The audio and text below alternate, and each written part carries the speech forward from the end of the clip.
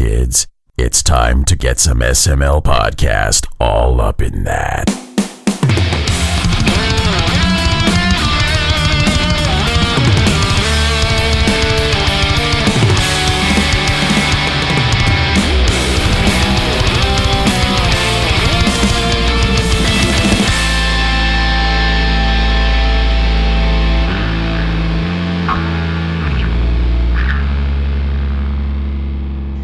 What's up, everyone? This is the SML Podcast. I am your host, Joe.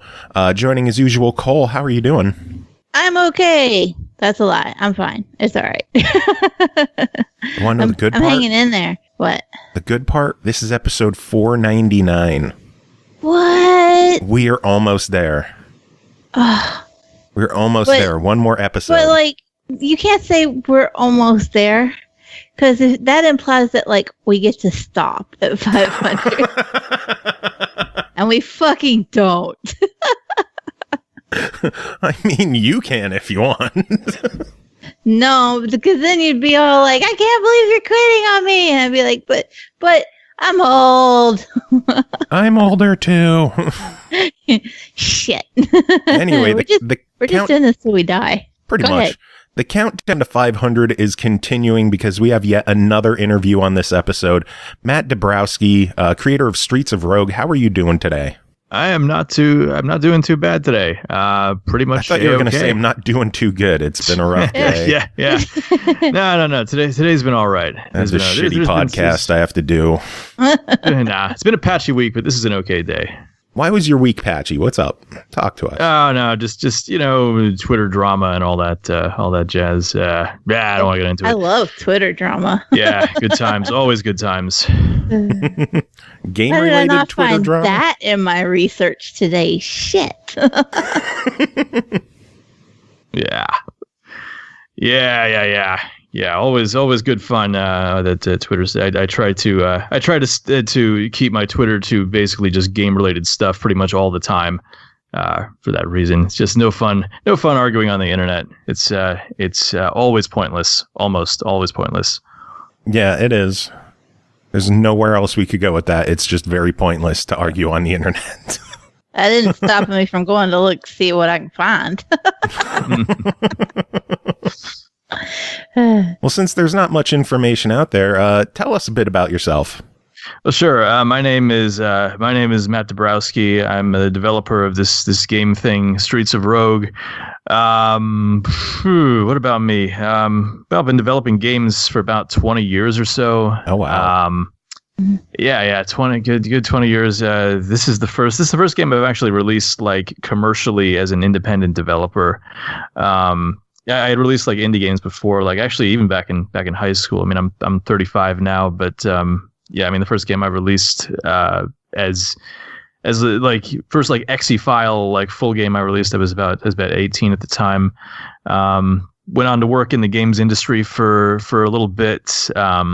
Then got out of the games industry for a bit and realized I couldn't quite stay away because it's too much fun making games. So ended up back just doing stuff in my free time. Eventually lost my job, and at that point I was like about a little more than a year into Streets of Rogue, and I was like, I think I might have something here. So I just never went back to work, and that was 4 years ago. Damn. Yeah. So it's been an interesting ride, but yeah, fortunately, there's about 2 years where I had no paycheck whatsoever.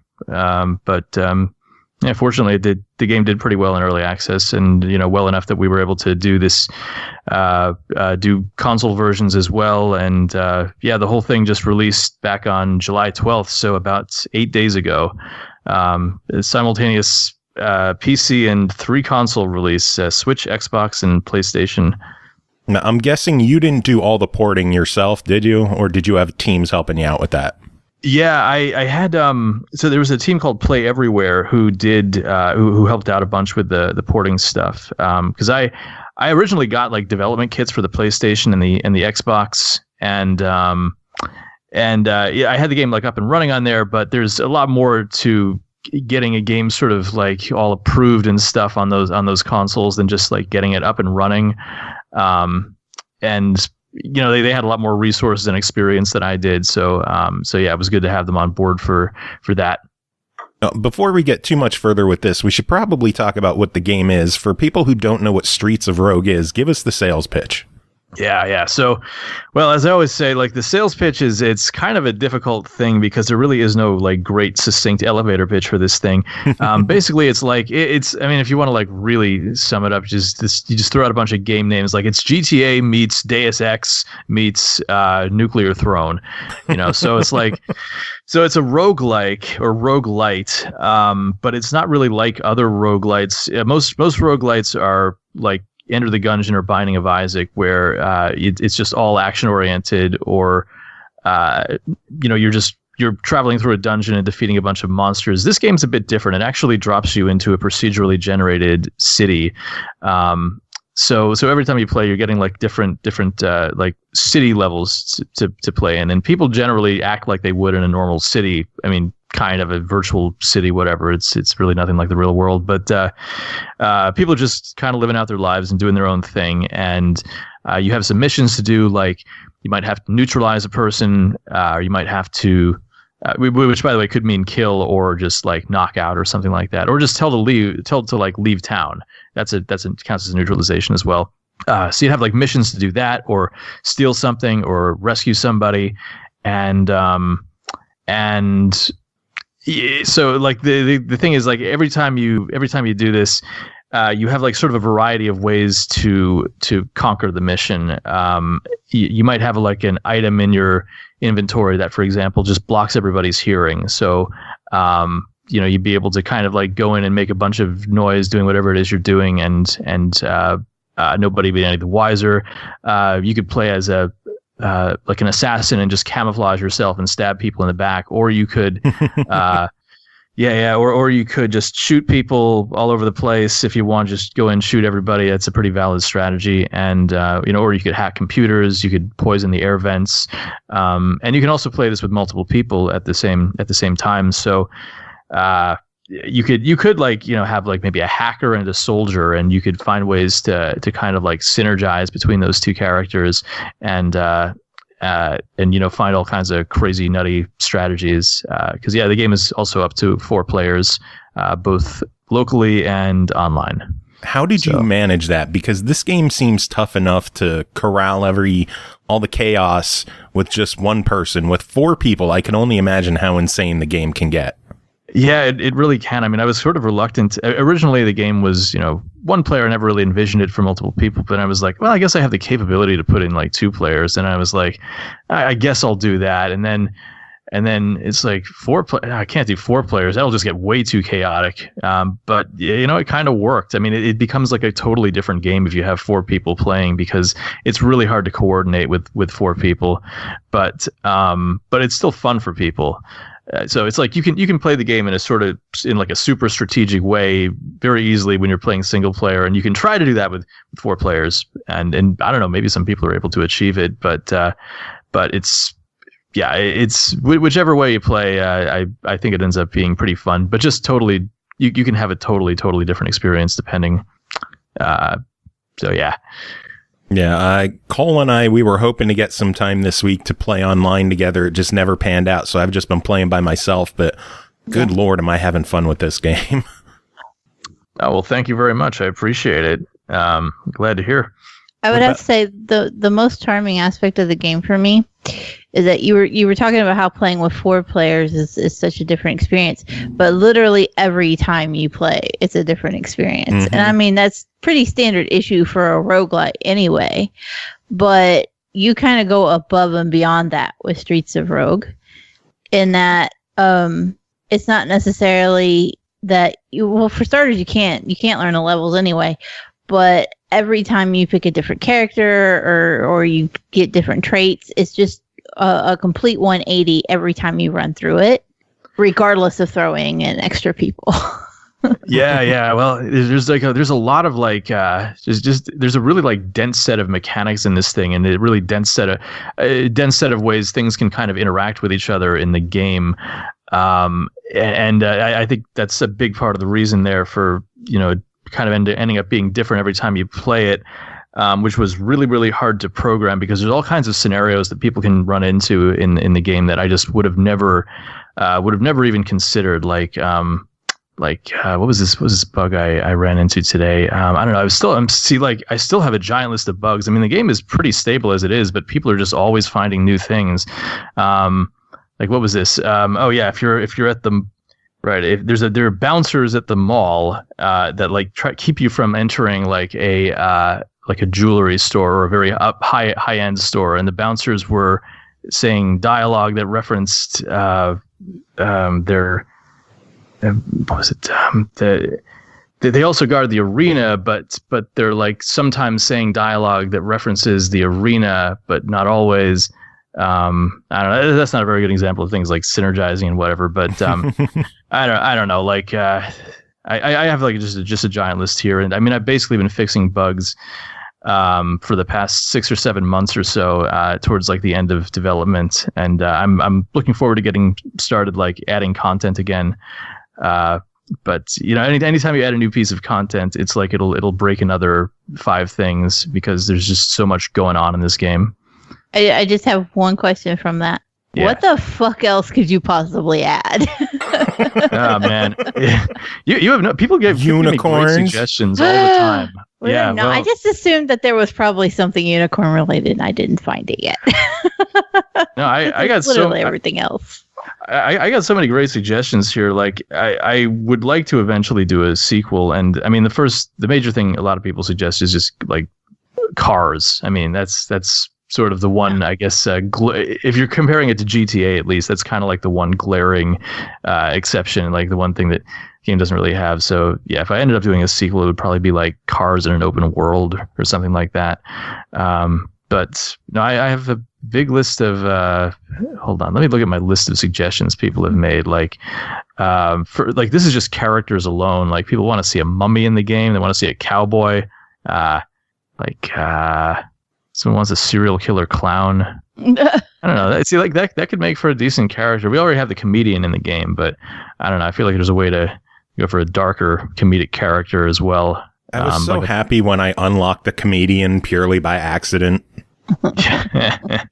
Oh, you slept right. Somebody slips on a banana peel. Right. Yeah, dies. I was playing the gorilla, and there were some cops after me because I'm a gorilla and I can't talk to anyone and defend myself. And they were coming after me, and I started throwing weapons at him, and then I ate a banana for health, and I realized, I have a banana peel.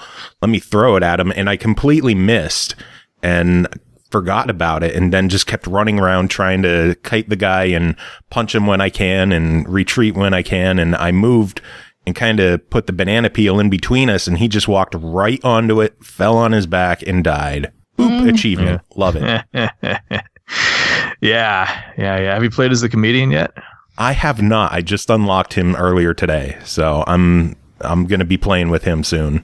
Yeah, it's a pretty ridiculous character. Basically, how it works is you tell jokes. And that's like your special ability, and people will listen to your joke, and they have like a 50% chance of liking it or disliking it. And if they dislike it, they'll either like tell you to leave or get annoyed or maybe even attack you. But if they like it, they'll become friendly toward you and maybe even join your party. So it's like having this, like playing this constant game of chance with people, and just trying to gain a following as a comedian, and maybe they'll help out with your quests and stuff. That's pretty. I gotta be honest. I've only played as the thief because I like being able to just teleport past walls. Oh yeah, that's right. I'm just like nothing else matters. I can do what I want to do. Right, that's good fun. Have you played in sandbox mode? No. So like there's a bunch of mutators in the game, and one of them is sandbox mode, and basically it just lets you makes it so that you can teleport in any item at any time in the game, and also you don't actually have to complete the missions to go to the next level. So you could just like skip through the whole game that way, but you don't get achievements and stuff that way, or unlocks and things. But it's fun. Yeah, if you really want to like go crazy with the wall bypassers, that's one way to do it. So we got a question here. Actually, somebody says, does the comedian say bad puns all the time? Actually, all he does is he goes like, I was thinking how to do this, and dialogue would get repetitive. You couldn't just have the same jokes repeated for the whole game if you want people to play for a while. So he just goes like derp derp derp derp derp derp, and people just interpret that as a joke. Yeah, that's the whole thing. I think that's even better than the awful ass puns. Yeah, Carnage is hoping for. Yeah, if you need puns, hire Carnage. He's got tons of them, and none of them are drive you insane. Yeah, they're all bad. Gotcha. And here's another thing people don't think about. Like I thought about just adding like hundreds and hundreds of jokes, but then I was like, we got to pay translators to actually translate all this, and translators are not cheap. That's the thing people don't think about often when they think about these games. Like when you put a lot of dialogue in a game, you got to pay a lot of money for translators. Yeah, I mean, I think we probably spent $15,000 on translations for the game, actually.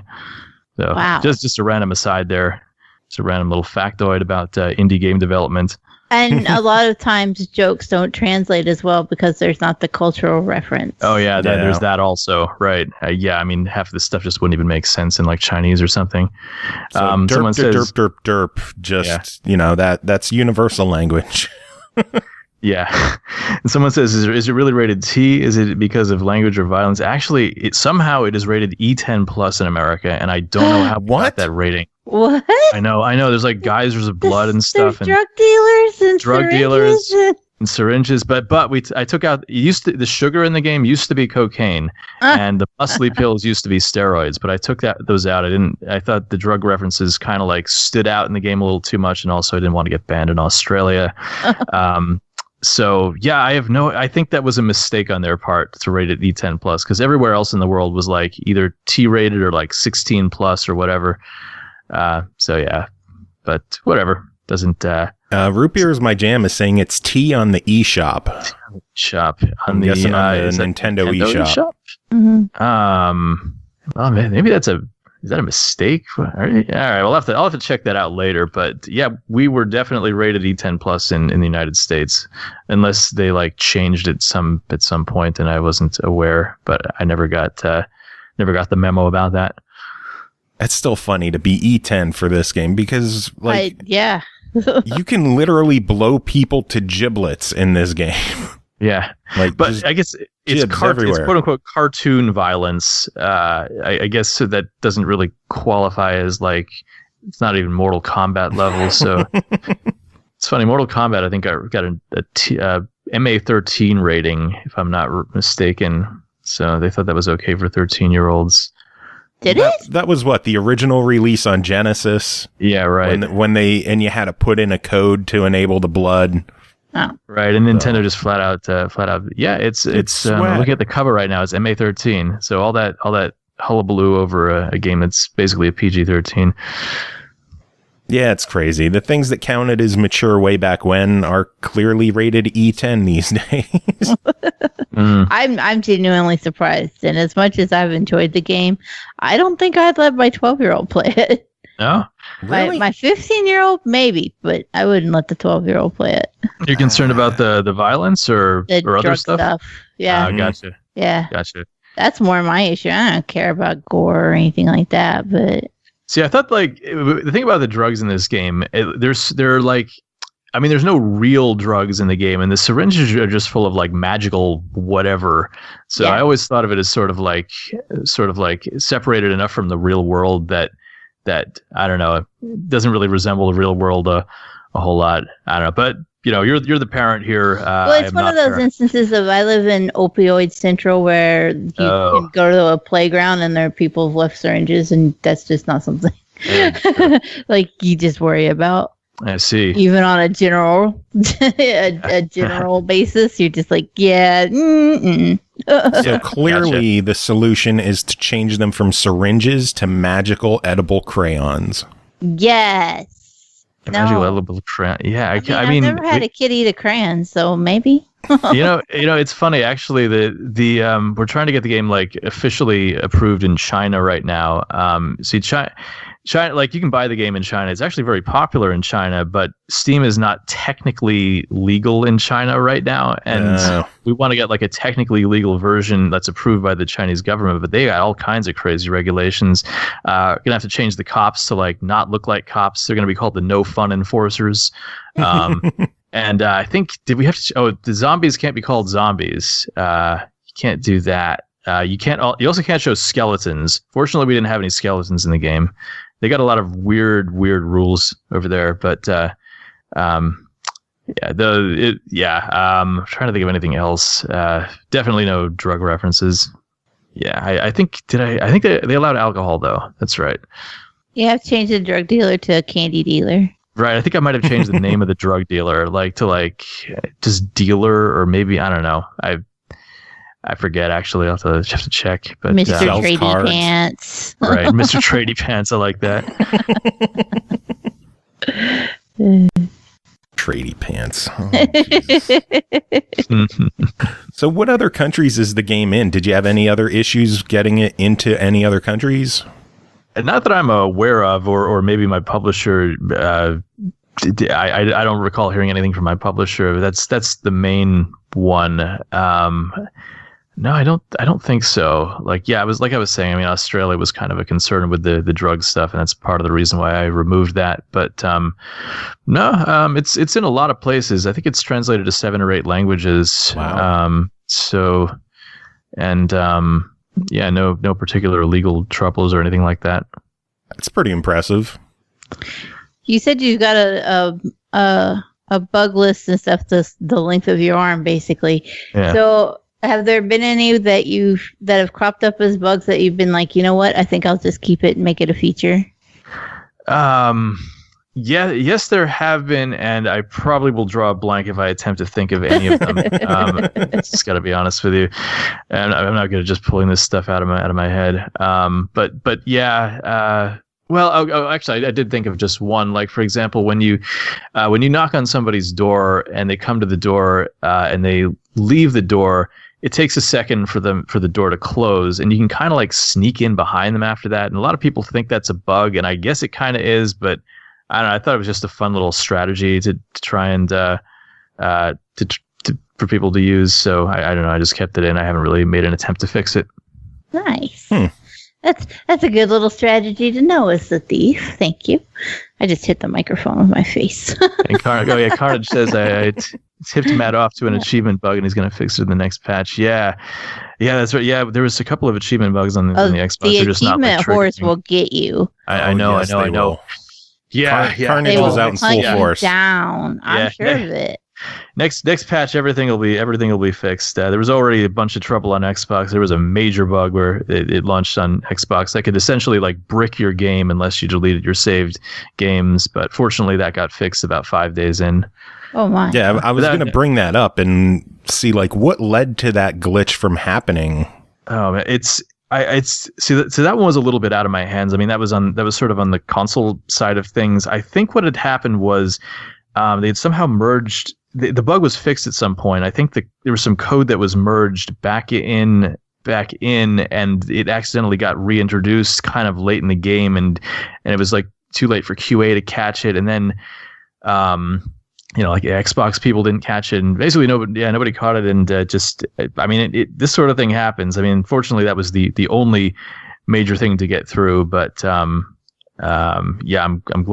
glad people caught it early on, the first day, the game launched, people are catching. A couple of people mentioned that to me, and I was panicking. I was like, what the what's going on here? And messaged the porting team, and we all got it kind of worked out, and then we got it. And then people are writing negative reviews on the Xbox, and we had to basically I had to go in and do a bunch of I made a major post on Reddit about it. I just tried to inform as many people as I could, do as much damage control. And yeah, fortunately, I know from the achievements that only about 20% of people even try to create custom characters. The bug was involving creating custom characters, and if you did it in the wrong slot. So, I mean, yeah, it really sucked if you got it, but it's all fixed now. I lucked out and did it in the right slot. Hooray. Yeah. I didn't even know I could create a custom character till this, so I was okay. Somehow this is I think a lot of people miss this, but those slots at the bottom of the character select that are blank, if you just press the button there, you can create a custom character. I may need to make that more obvious because I think a lot of people miss it. Unless something is put in bold letters to tell me what to do, I can miss shit easily. It needs flashing arrows. Yeah, it really does. And then if you have flashing arrows, I'm going to be like, oh, but it's blinding me because it's flashing. So. Yeah, no, that's the kind of thing I've run across throughout this game's development. I realized that I need to make just everything as obvious as I possibly can, or people are going to miss it. And it's not easy to blame because there's a lot of stuff going on in this game. So the more obvious I make this stuff, the better is the my general approach to it. So Carnage brought something up. We touched on this earlier a little bit, but the mutators in the game, I think they changed the game in such creative and insane ways that I don't even play without mutators on.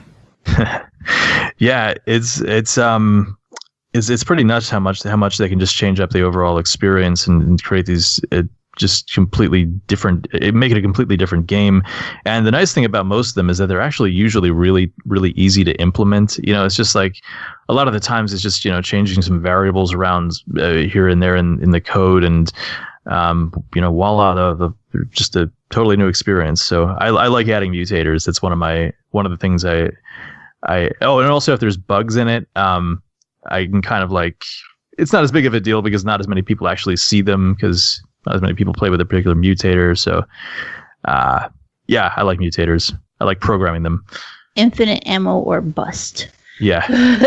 Right. See, that was one I actually intended to be less beneficial because technically everyone in the game gets infinite ammo, but because the player has it, excuse me. It makes the player. It just ends up making things a lot easier for the player.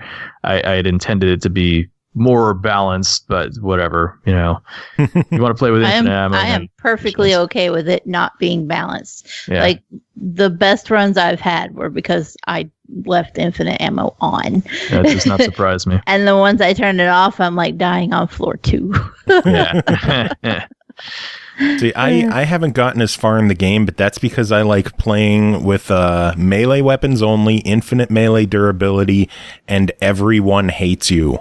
Okay. So like Hotline Miami style kind of. So just murdering everybody.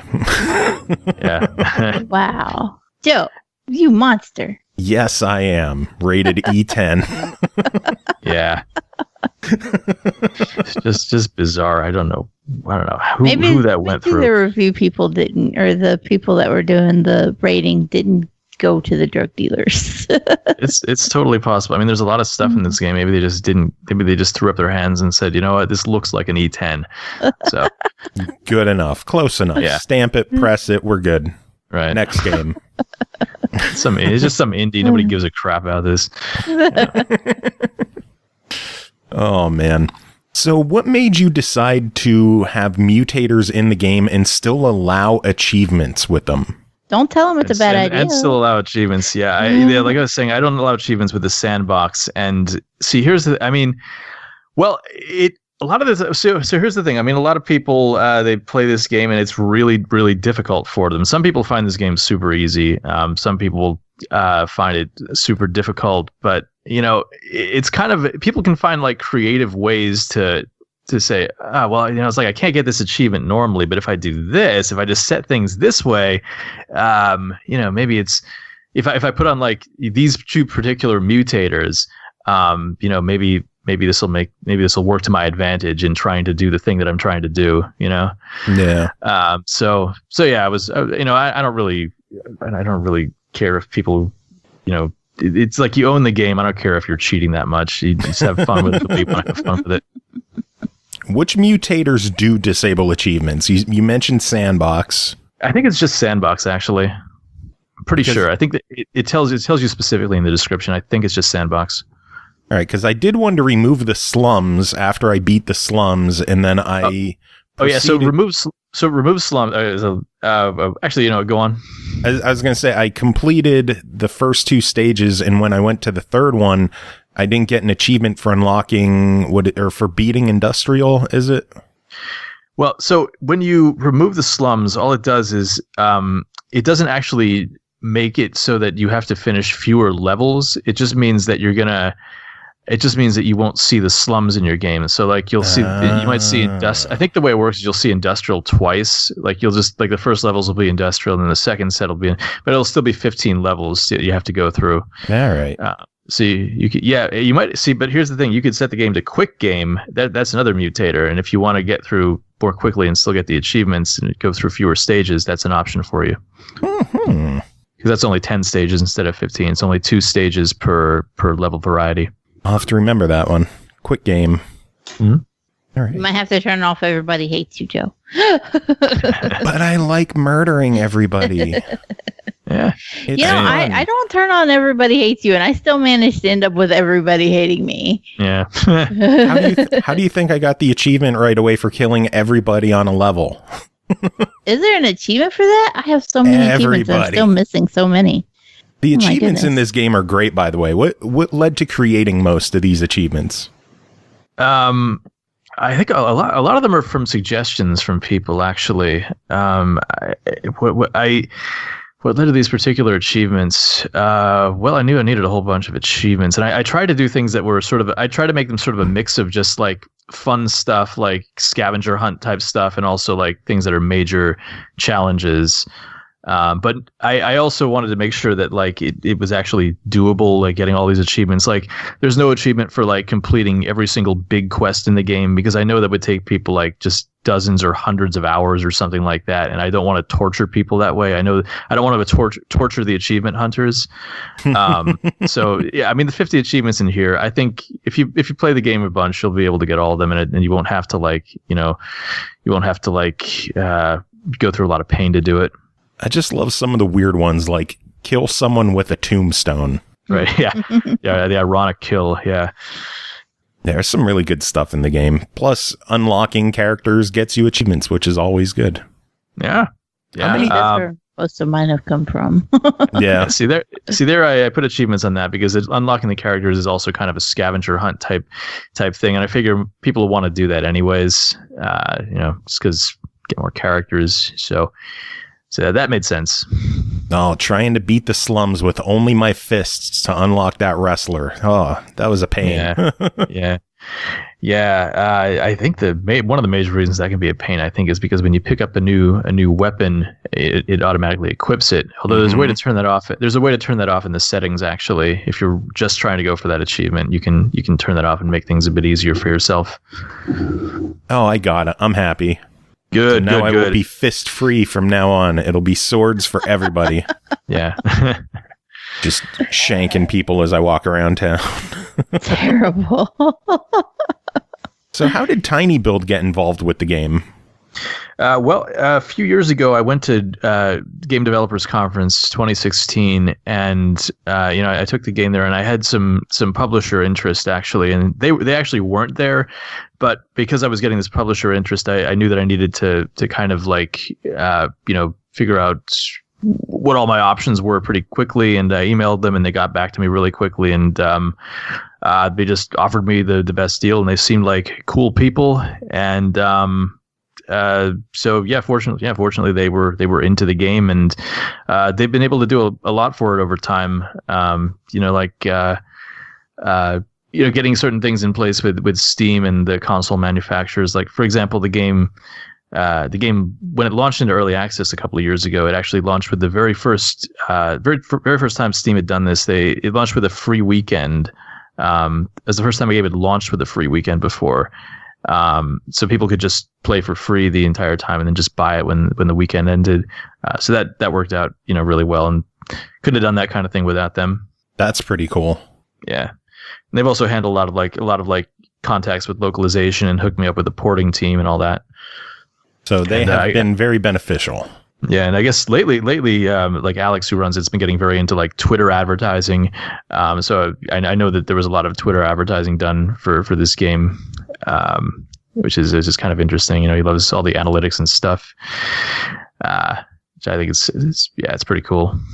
Yeah, I'm always retweeting their tweets and trying to help get the message out for tinyBuild games. They've been awesome to our show, so I'm always happy to treat their games with as much respect as they've treated us.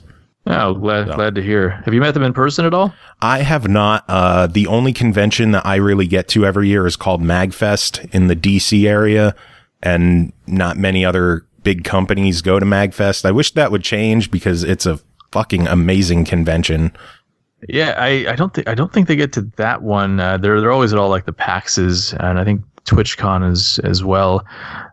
So if you're ever at any of those, they have like a big orange booth, like it's like visible from this outer space basically. It's their whole thing is like we want to be as like visible and loud and obnoxious as we can with this thing. So they found like the color that was the most noticeable color in the world, and that's what they constantly use everywhere. That's beautiful. Yeah. Oh man. So Cole, I feel like I've been asking so many questions. Do you have any? I know, because you kind of covered most of the ones I was going for, so I was just like picking up on the in between. Shit, I did it again. Yeah, like sometimes you're too good of a host, and you do my job for me, and it makes me sad. But now I'm just sitting here thinking, I wish there was a unicorn in the game. Yeah. Like, got my hopes up when you said unicorn until I realized that you were saying there isn't one, and now I'm like, fuck. Oh, I'm sorry. Yeah, if I end up doing a sequel, that's another thing I want to get in there. Animals. That's something that's missing from the game, except for the gorilla, but that's like a humanoid kind of thing. So yeah. So yeah, I definitely want to get some animals in there eventually, like, or into the franchise or whatever. But yeah, probably won't be in Streets of Rogue 1. Can't sneak it in a free update, a free rideable unicorn. Yeah. Also, I can't like animate, so yeah, you may have noticed there's like no real animations in the game. Well, you did everything basically by yourself, right? Mostly, yeah. Like aside from like the porting stuff and the things that tinyBuild's been involved with. So yeah, I did everything except for the music and sound effects, which was done by Craig Barnes, and then the environmental art, like all the walls and floors and stuff, was done by Matthew Weeks, and then I did all the characters and all the objects and any other pieces of whatever that I needed. So that's why it looks the way it does. That's why the characters look like little bitty pieces of crap. So. Hey, it looks good. I love the style of the game. Oh, good. Yeah, I think it fits. It all works together well. Oh, glad to hear. Yeah. Also got some fancy lighting effects in there, which helps a bit. In chat, Root Beer's My Jam is asking, what games are you playing right now? Streets of Rogue. Okay, besides Streets of Rogue, yeah. When you're not working on Streets of Rogue. No, seriously, like nothing. Right now, nothing. Just because I was every time I would start attempting to play something, I just end up being like, I should really just be working on Streets of Rogue, or I should be testing Streets of Rogue or something. So it's just been months and months, and I just haven't, and I've been afraid to like jinx myself. But now that the game's out, I guess I can, after like, it's still about a week after launch right now, and the dust is gradually settling. And I think once it does, I'd like to go on some kind of gaming binge, because I got a whole bunch of games that I really want to play right now on Steam. I have like this whole giant playlist here. What do I got on here? I don't know. I'll probably just end up replaying Super Mario World or something like that, to be honest with you. Good game to replay. Yeah. Can't go wrong with the classics. Were you a Nintendo boy growing up or a Sega boy? Yeah, I was everything. I mean, I bought, Nintendo was my first console, and then I saw, Sonic the Hedgehog and knew I needed immediately to have the Genesis. And then I saw Castlevania 4, knew I needed to have an SNES. And I saw Clockwork Knight, and I knew I needed to have a Saturn. Shit. Probably haven't heard of. Have you heard of Clockwork Knight? I don't know why that impressed me so much, but it's. Yeah, I put a Saturn before a PlayStation for some reason. Yeah, yeah, I know. I had pretty much all this stuff as a kid, and I just bought with my like birthday money and stuff for the most part. I just played everything PC as well. So yeah, I was try to stay on top of all the new stuff coming out, but I haven't really been able to in recent years just because I spent so much time on this friggin' game. So yeah, you said it was what, 4 or 5 years you've been working on it? Late 2013 is when I started. Wow. And Wow. I wasn't, but I don't know. See, I know that I've actually only been crunching on this thing for, well, I guess a little over a year. I've been like kind of crunching, trying to get this thing into like 1.0 shape. But it feels like longer. Like it's hard to remember a time when I wasn't. So it's weird to like, actually release the thing, and you can't just come down immediately from it. You got to like ease yourself back into the world. Yeah. Root Beer is my jam. Wants to know if you'll be creating some Mario Maker 2 levels. Oh man, all my creative energies are probably spent on this thing. If I was gonna get Mario Maker 2, I would probably just play levels. Like I'd just be like, they'd just be like, here's how to make stuff. I'd be like, yeah, I don't care. Just want to play some Mario. Have you seen those insane levels where like people? It's all just like the fire blade thingies going around, and it's just absolutely packed. And there's only one tiny little path, and you have to time it perfectly. Oh god, yeah. See, I got like no interest in playing those levels. I just want to play some nice, light, relaxing levels. Like I don't know who does that shit or why. I don't know. I feel like I need like the visual novel equivalent of levels in a Mario game, just like something, just to chill out. Why hasn't somebody done that yet? Like What Remains of Edith Finch in Mario. Yeah. What There's remains of Princess Peach. Right. Yes, exactly. Everybody around her died. Now what? I think they were up to like 1 million levels uploaded already, like earlier this week, I think. So I thought they said it was like 2 million in the first week. Is it? Something insane. Jeez. Have you ever thought about letting people make their own levels in Streets of Rogue? Actually, yes. I do have so the entire time I was making this thing, I didn't really have a proper level editing tools. And towards the end of development, I actually did create one for myself that I haven't really gotten to use yet. I haven't really gotten to put any new buildings and stuff in, but I would like to hopefully make that something that people can use themselves eventually. People ask about mod support a lot, and I don't know. Like, I don't want to promise anything because I don't want to have broken promises, and this stuff is pretty hard to implement. But yeah, I would like for people to be able to make levels and maybe upload them to the Steam Workshop or something. That would be pretty cool. That would be awesome. Yeah. As long as you found a way to be able to share those with console players too. Oh, yeah, I don't think I'd be able to, unfortunately. It's not impossible. I mean, Plague Inc. found a way to add mods, and Farming Simulator, of all things, can have mods on it. So, I mean, it's a doable thing. I suppose so. Yeah, again, it's like the thing is, I didn't... so much of the console version was done externally. Yeah. I'd probably, it'd be like a whole thing. Like they got a bunch of other projects to work on as well. I'd have to bring them, back into the fray to like make this major, these major changes. I don't know. We'll see eventually. We'll see how things go. It's on the table. Yeah. Sure. I know that voice. That's the voice that I say to my kids when I don't want to do something that they're asking to do. Yeah, it's on the. Yeah, sure. Of course it is. Maybe. Yeah. We'll see. That's the equivalent of a mom's "we'll see." We'll see always means no. Mom's gonna forget 10 minutes after. Right. I remember that. Yeah. Just wish in one hand, shit in the other. See which one fills up first. My mom used to say that. My mom was not the "we'll see" type. She would just straight up tell you, you ain't getting shit. Oh, my. Oh, my. More moms need to be like that. We need an episode of moms. I mean, I'm here every episode. No, I mean like our moms. Find a guest and have their mom come on instead. I need to find somebody to borrow to be my mom, though. Do they play games at all? My mom did. She loves Dr. Mario. Yeah. I used to play like this game called Baku Baku with my mom, which is this Saturn game, like a puzzle game with animals and blocks and stuff. Yeah, she used to love like Tetris and stuff. But yeah, my mom did not. But my mom was like from the Depression era, so it was not like managing the TV was enough for her.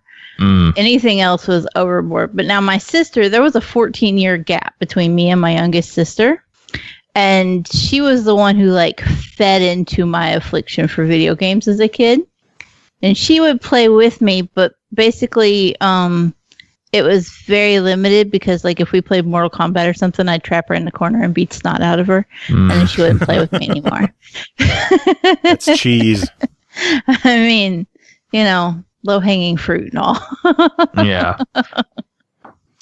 The coolest street cred my mom has is she beat the original Contra on NES with 3 lives. Wow. That's legitimately impressive. I'm not even sure if I could do that nowadays, and I played a lot of Contra in my lifetime. I don't think I could beat it with the 30 lives code nowadays. Actually, I got to think of it. That was actually the first game I ever beat as a kid. Contra with 30 lives. Like, is quite an achievement. I remember I was very proud of myself. I was like 7. Yeah, I couldn't believe my mom did it with 3 lives. I mean, she died a few times, but she kept earning extra lives, so she made it through. And she claims she's not a gamer. She's like, I don't game at all. Mom, you beat Contra on 3 lives. That doesn't mean it. That was 20 years ago. Why are you bringing that up? That's because of bad marketing. Like, women are told we're not supposed to be. Well, it's gotten better.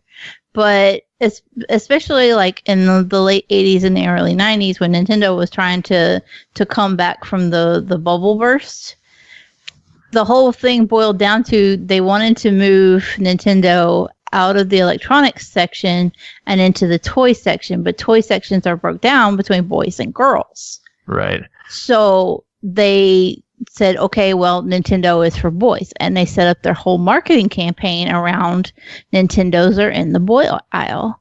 Yeah, and that led to a whole generation of girls who thought, I'm not supposed to play video games. Yeah, I had heard that before. I guess so. Rob the Robot is really the catalyst for like a generation of boys and gender stuff with games. But nowadays I think it's a lot different nowadays. I mean, you look at like the ads for Nintendo, like Nintendo Switch, and I mean it's a completely different. It's got story. a lot better. Yeah. There's still that little bit of gatekeeping involved. Especially my daughter wants to be a developer, and she does the tech stuff. And she recently went to college and took a program where she was learning how to program with Raspberry Pis. There were 3 girls in that whole program. Oh, I'm not surprised. I mean, I went to school for computer science back in the early mid 2000s, and I mean, it was the same story. It's just I don't know if things are any different now, but I don't imagine it's a ton different. But yeah, it was like 3 women, and usually not from the United States either. So, Root Beer's My Jam says, my mom made a whole bunch of consecutive basketball free throws at an amusement park game to win us 3 huge teddy bears. That's impressive. That is impressive because that shit's rigged. Yeah. Well, that's a gamer of sorts. Oh, man. Well, I know we've been chatting for quite a while now. Is there anything you wanted to talk about that we didn't bring up at all? Nothing in particular, I don't think. So when's that unicorn update? Unicorn update. I don't know. What was the expression you gave me there? Shit in one hand, shit in the other, and see which one goes fastest, or we'll see. we'll see. Yeah, we'll see. Yeah, we'll see. They mean the same thing. It's fine. Sure. Oh, man. Well, I guess we could wrap this up. Matt, it has been so much fun having you on chatting about Streets of Rogue. Give us one more sales pitch on the game. Tell us where we could get it, how much it is, all the details. Where can we keep up with you? All right. So, the game is Streets of Rogue. It's out now. It's on Steam, Xbox Store, PlayStation Store, the Nintendo Switch Store. You go to streetsofrogue.com. There's a whole bunch of links for that. And my Twitter is madguy90, MADGUY90. Yeah, it's a pretty cool game. You might like it. I don't know. If you don't It's get a okay, refund, there's like a 2-hour refund window or something. There's also like a demo version out on itch.io if you want to check that out. But yeah, it's pretty. I think you'll like it. We have like 95% positive reviews on Steam, and there's like 4,500 reviews or something. So people like this thing. Yeah. Yeah, I like it as well. I'm having a lot of fun with it. I plan to play a shitload more of it, just because every time I play, it's different, and I love it. Well, I'm glad to hear that. I'm just determined to beat it one good time. Get all the way through. That's all I want. I want to be mayor. I want to be the goddamn mayor. My electability is always in the trash can, but I think that's because I'm the thief to start with. I'll tell you something. I don't have much hope. The electability is one of the toughest things to one of the toughest ways to beat the game, like to win a legitimate election. It's really tough. You have to like really plan and strategize to do that. I can't even remember how to do it properly, to be honest with you. I don't even think I've tried it in like months. I hope you can still do it. That's going to be your homework for this week, is just to make sure you didn't release the game with a broken strategy aspect. Yeah, right. I think that's one of the achievements. Oh, God. Shit. Time to rebalance. Ugh. Oh, shit. On that note, everyone, we're going to take a quick break. We will be back with more show in just a little bit. Matt, again, thank you so much for coming on the show and chatting with us. It has been an absolute pleasure. Do you have any final words for us before we move on? Keep on keeping on. I don't know. What did I write in my high school year? But keep on trucking. That's what I wrote for everybody. I don't know why I wrote that. Anyways, great to talk to you guys. Thanks for having me on. Appreciate it.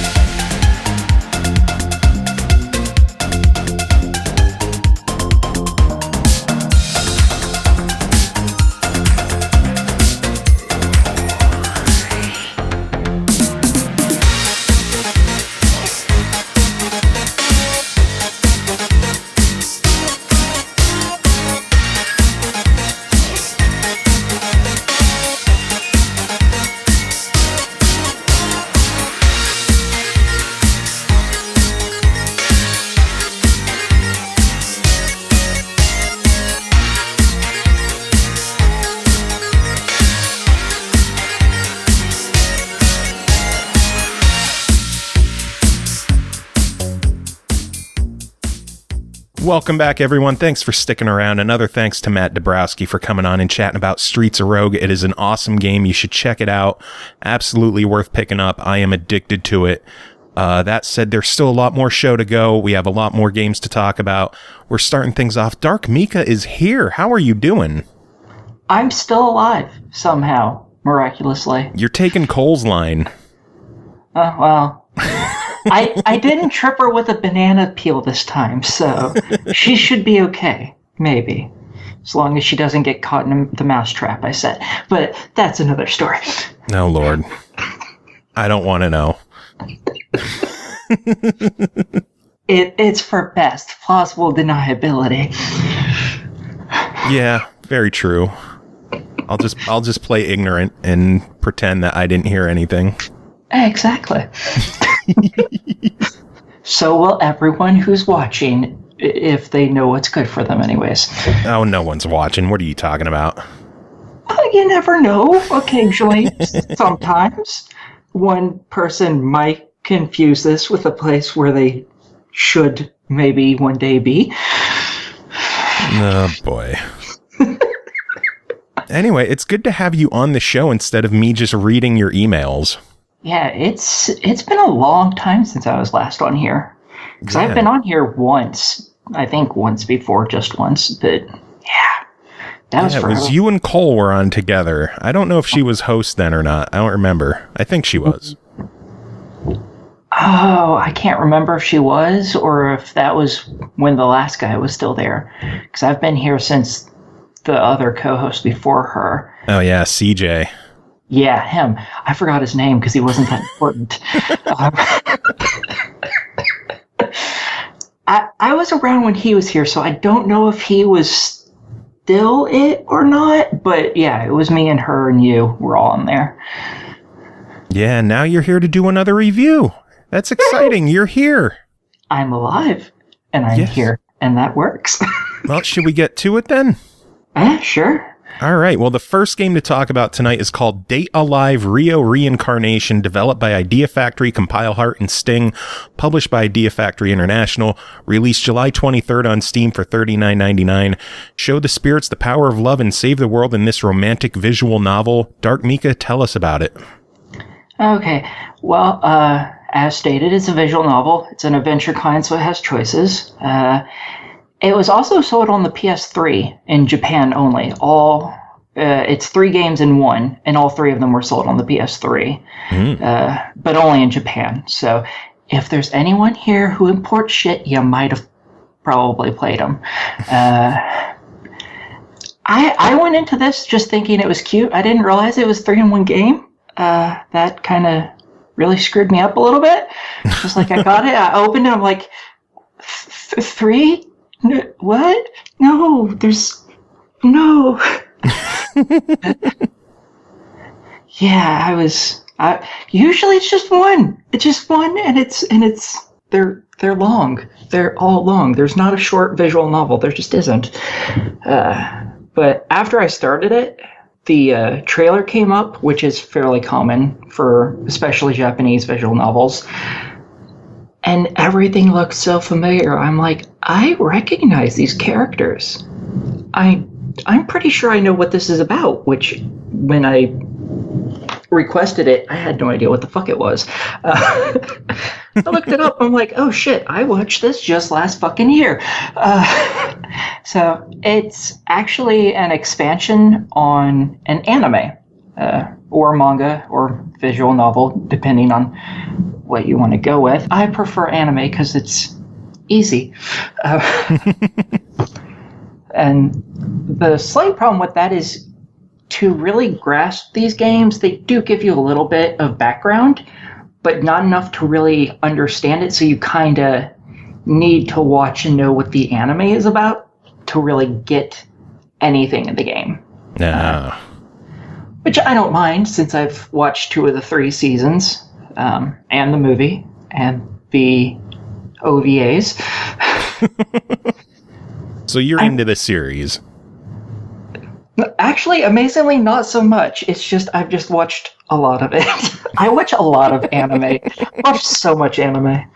And the past year and a half, 2 years, I've probably watched over 50, 60 seasons of anime. So. Good God. Yeah, when I'm not playing video games, it's anime. all the time. So in order to really explain this game, I kind of have to explain the gist of the anime, which is slightly annoying, not very complicated, but it's annoying because it's kind of stupid. Basically, large quakes have happened in the world, but they're not earthquakes. They're called spatial quakes, and I don't remember what exactly the difference is, but these things destroy entire fucking areas, utterly and completely, like hundreds of square miles even, and just kill everything in it. Yeah, it's bad. And for a while they happened, and then they got lesser, and then they just stopped. And this one town, I think it's called New Tengu City or something like that. I can't remember. It's not important. They started registering really small ones again, suddenly out of fucking nowhere. So they built bunkers and all this other crap so people could hide so they wouldn't die, basically. Not that that helps, but it's a good preventative measure, I guess. Because death is good to avoid. And, usually, yeah. Yeah. Unless you're underground, then everything collapses and then it's just worse. But that's a different story. So Shido is the main character of all of this, the games, the anime, the manga, everything. He's the main character. And he has a little sister, and they make a plan one day to meet up. And then suddenly spatial quake alarms go off. He's like, oh shit, I need to go find my sister. Well, he runs right into the spatial quake that's happening because he's, what's a good word? Absolutely fucking moronic. He can't do anything right to save his fucking life. But in the spatial quake, he suddenly finds, there's a hot chick. Out of nowhere. She just poof. Some girl in a purple dress and big tits. Amazing. Turns out that those are called spirits. I don't know why, because they're not like ghosts or anything. But they have superpowers. And they're the ones causing the quakes anytime they poof onto Earth. Because they're from like some other universe or dimension or some shit that really doesn't matter. And he in turn finds out that his little sister, he's a high school student, his little sister is a middle school student. He finds out that she's somehow, again, this is anime, and it's Japan, so it's fucked up. He finds out she's some amazing military leader. Yeah, she controls a giant ship that flies in the air. Uh-huh. Yeah. Interesting. Yeah, she's like all of, 12, maybe? Something like that. I love anime. Yeah, it's stories are so weird. Yeah, she's the commander. She owns everything there. Well, she beams him up like Scotty does in Star Trek. And, God, I'm old. And fucking, she's like, oh yeah, I'm the commander here. He's like, what? She's like, yeah, and you're going to help us save these girls because the government is killing them and hiding their existence. No one knew that the quakes were caused by these girls other than the government because the government's been attacking and trying to kill them every time they show up and hiding it from the people. So they're like, well, we want to save these girls from these AST, which I think is anti-spirit trooper or something. They're the government soldiers. It's like, and only you can help us. He's just some normal schmuck. There's nothing special about this whole fuck. He's like, okay, awesome. I want to save her. Woohoo! Purple dress with big tits. I want to save her. Yeah. So it turns out he has the ability to seal the powers of these spirits in his own body.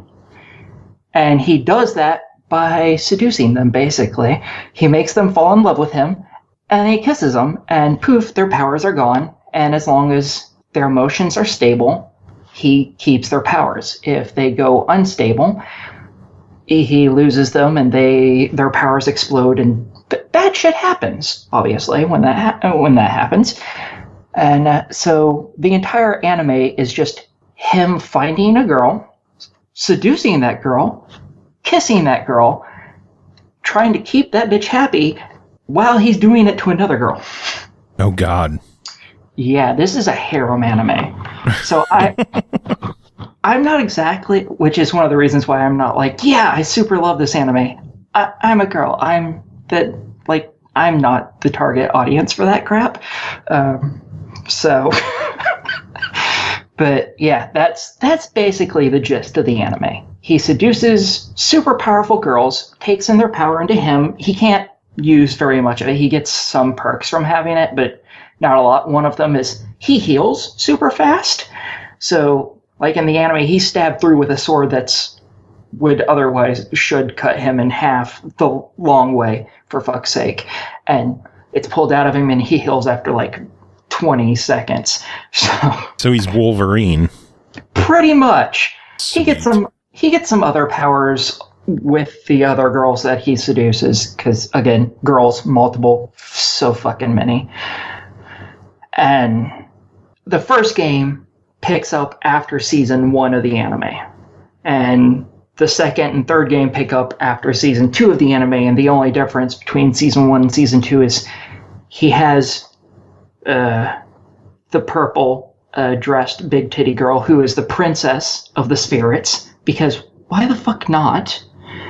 Then and there's no real, again, this is Japan, and everything about Japan is pretty much what the fuck, Japan, seriously. Mm-hmm. So another one of the people he seduces is really the only word that's come to mind is a kid, and then the last one is his little sister. Because yeah. Okay. Yeah, for anime fans, that stuff isn't particularly abnormal. Brother cons, sister cons, that shit's normal, and so is Shota and lolly shit. That's normal in anime. Doesn't freak many of them out. It's a little fucked up, but people get over it. Everyone else, maybe not so much. And in the second season, he obviously still has those, and he also gets a set of twins. Because, I mean, why not have twin sisters in your harem? He also has an idol. I think that was it. There's also another girl who's a complete fucking psychopath, but I don't think he ever seals her powers. But she does like to torture him. Okay, anime, fantastic. Yeah. Let your children watch this shit. What's really bad is this isn't even adult anime or anything. This is made for little boys. Oh my god, it's terrible. So the first game in this set is called Rin Utopia. And it picks up after season 1. And I only know that because the girls that he seduced in season 1 are the only ones in it. Makes sense. Yeah, it makes it real fucking easy. Well, one day, suddenly, he feels all their powers leaving his body in the middle of class. And he's a high school student. He's like, what the hell? But also, purple clothed big titty girl. I guess I should just start calling her princess instead of big titty girl. Probably. Well, the princess has been a student in his class since damn near the beginning of season 1, because that's after he seals her power, that's what he does, is make her a student. She runs out of class because her powers are threatening to explode, and there's no reason why. Like, she was perfectly fine, and then suddenly her powers are just going haywire. And he runs up to go save her because he's the knight in shining armor, and he can't effectively die because plot armor, really. That's really what it is. It's fucking plot armor. Well, he wakes up a few days later after power explodes from her, and his sister's like, yeah, you can't do stupid shit like this anymore because you almost died. You've been asleep for 3 fucking days, you jackass. He's like, but I can heal. She's like, but you can't because you don't have any of our powers anymore. That was her power, by the way. His little sister is why he healed. Oh, boy. Yeah. So the little sister and her team of soldiers go to try and figure out what the fuck is happening, why he suddenly lost all his powers. And while they're doing that, he has to keep these other two, keep them sane, keep them stable, because their emotions going awry could cause their powers to explode all over the place and destroy everybody. So he has to try and figure out what the fuck's happening, and has to keep these girls sane, basically. And, that gets kind of hard, because, the more girls around, the less time you can spend with all of them. True. And that's kind of how he keeps these girls sane and stable, is by being around them, making them happy. Hard to do that when there's multiples. So that's the gist of the first game, because I don't want to tell you the ending, because that would kind of defeat the purpose of playing it. True. Just a little bit, though. The second game is called Arusu Install. On the PS3, it was just called Ars Install, and that's the reason why they changed its name, because Ars is, in Ars. Europe, is ass. So, fucking, in that one, okay, in the anime, I'm going to backtrack to the anime real quick. Oh, so much anime talk. Yeah, I know, it's fucking terrible. As I stated, he's an incompetent fuck who can't do anything right. That includes hitting on girls. He's never had a girlfriend in the anime, ever. He doesn't know how to talk to girls. He is fucking worthless in every conceivable way. So, since they're like, you have to seduce these girls, he's like, but I don't know anything. I mean, I know my porn mags, but that's all I know. I don't know how to do any of this. So they create a little game based on him where options come up that each one of the main members in the cabin's quarters, or whatever the fuck it is, the deck, that's what it is, all the main people put up what they would choose to do to seduce the girl or make her happy in this specific situation. And then they all vote on whoever's they think works the best. And he does it because he doesn't have a mind of his own. And it was just they named it as a game. And later on, they even make another version where he goes into VR and like a dating sim, basically. Actually, I don't think he goes into VR in that. I can't remember. But it's a dating sim game where they use all the spirit girls in it so he can hopefully learn how to seduce them without needing to be told constantly what to fucking do. In other words, they want to give him a fucking clue. Doesn't work too well. But the second game is based on that concept. They create a new VR environment for him to go learn how to keep the girls happy, because even though he's been with them for, at this point, over a year would be my guess, he's still almost as smart as a rotten tomato, but not quite. So he goes in there, and there's someone who shouldn't be in there. It's like only he can be in it. Only one person can be in that VR thing at the same time, because it does the entire town and all the people in it. It's super realistic. He didn't even realize he was in it when he went in it. That's how stupid he is. Nice. They tell him, you're going to go into this VR. He gets in it. They hook him up. They send him into it. And he thinks, I was just spacing out because he's in his house. It's like, I'm spacing out. I need to cook food. And then they start talking to him. He's like, oh my God, where are you? I can hear you, but I don't see you. And they're like, you're in a game, you fucking idiot.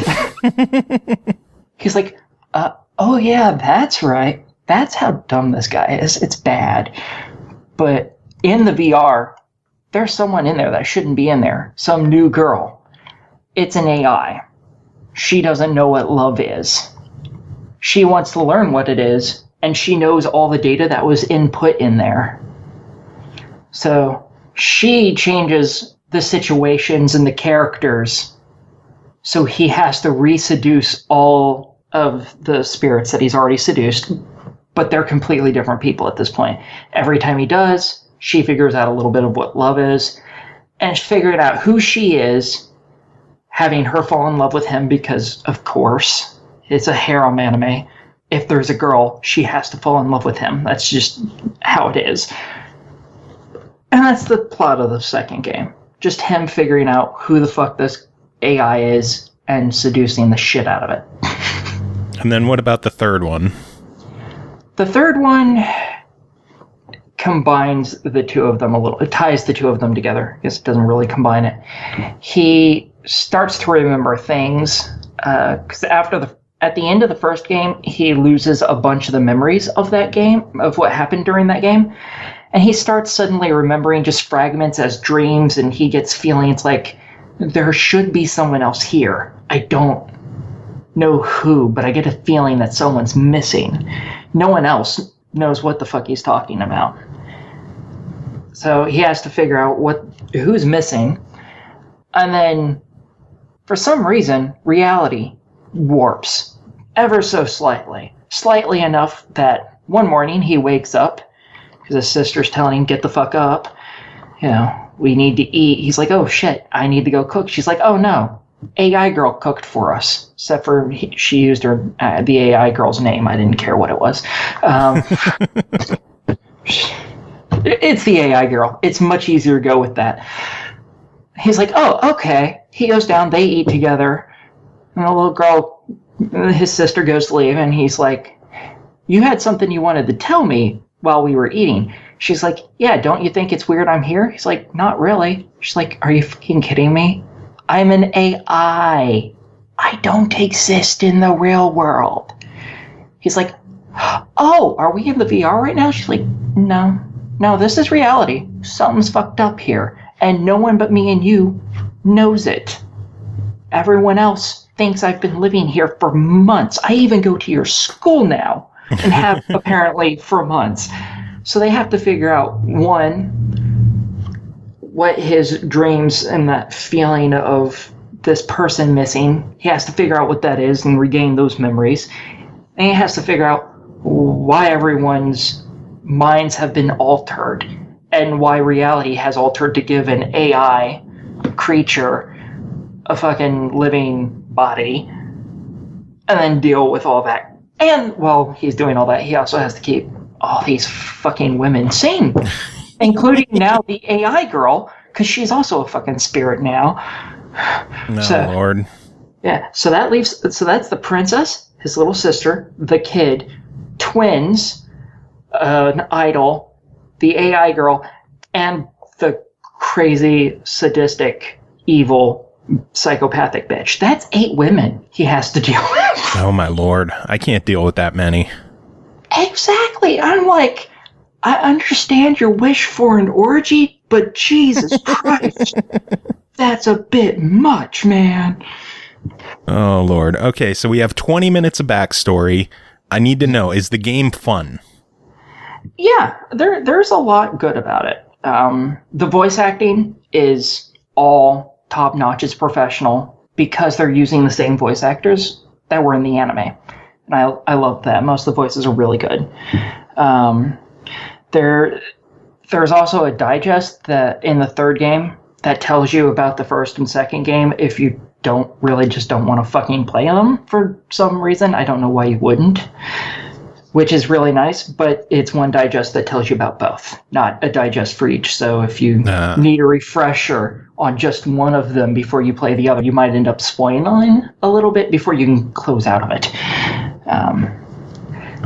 The choices, there's a lot of choices, but usually there's also a lot of talking in between them. So it's not too overwhelming with choices, usually. There are some fragments that are.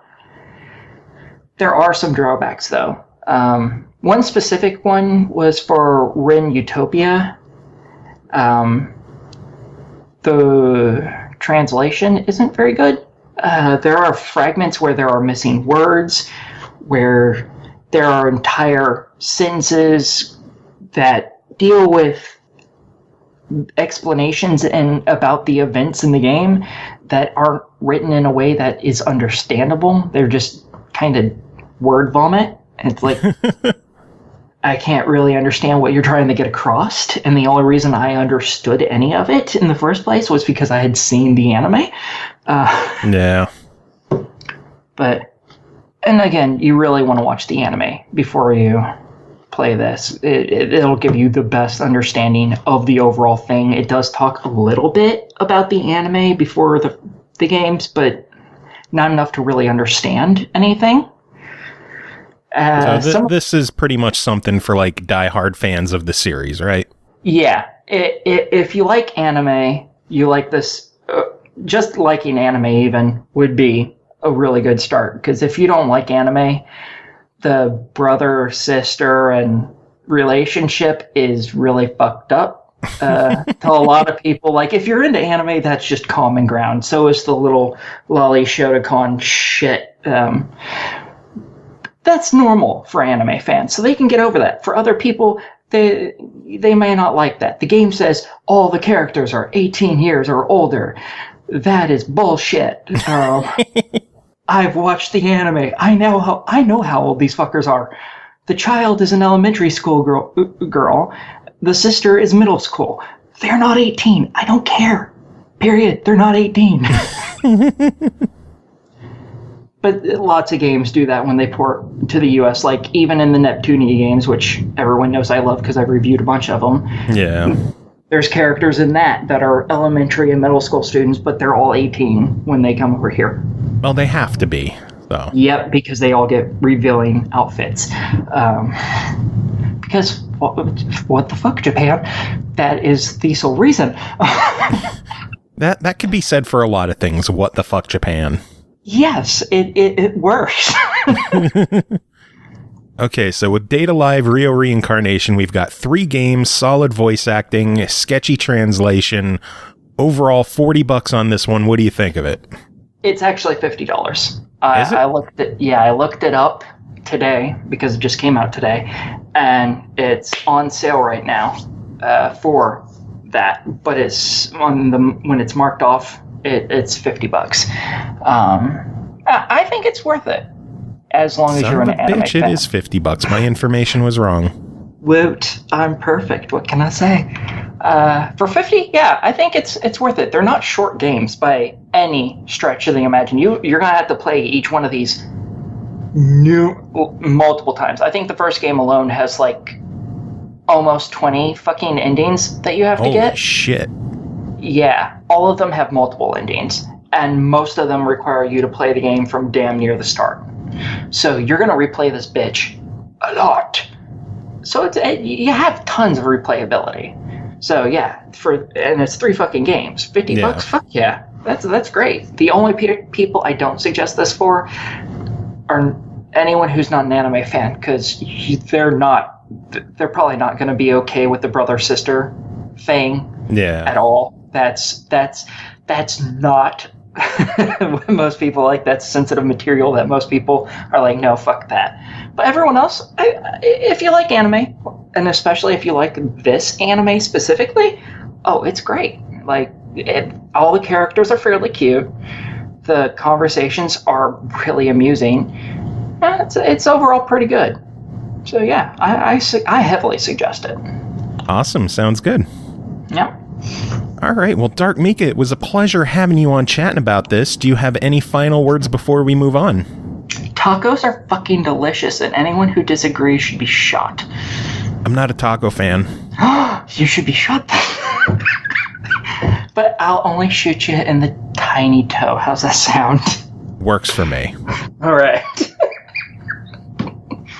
All right, moving on. Pernell Vaughan's here. Pernell, how are you doing? I'm doing all right today. How are you doing, sir? I'm alive and kicking. I finally found that dark berry Dr. Pepper, so I'm excited. I did too, and it's the only thing. It got me off my no soda kick, though I need to water it down a little so I can at least not feel as guilty about it. But I did find it myself, so I look forward to trying it probably tonight, actually, after the review's done. I'm hoping it is good, but it's dark berry and Dr. Pepper. I can't fathom it being bad.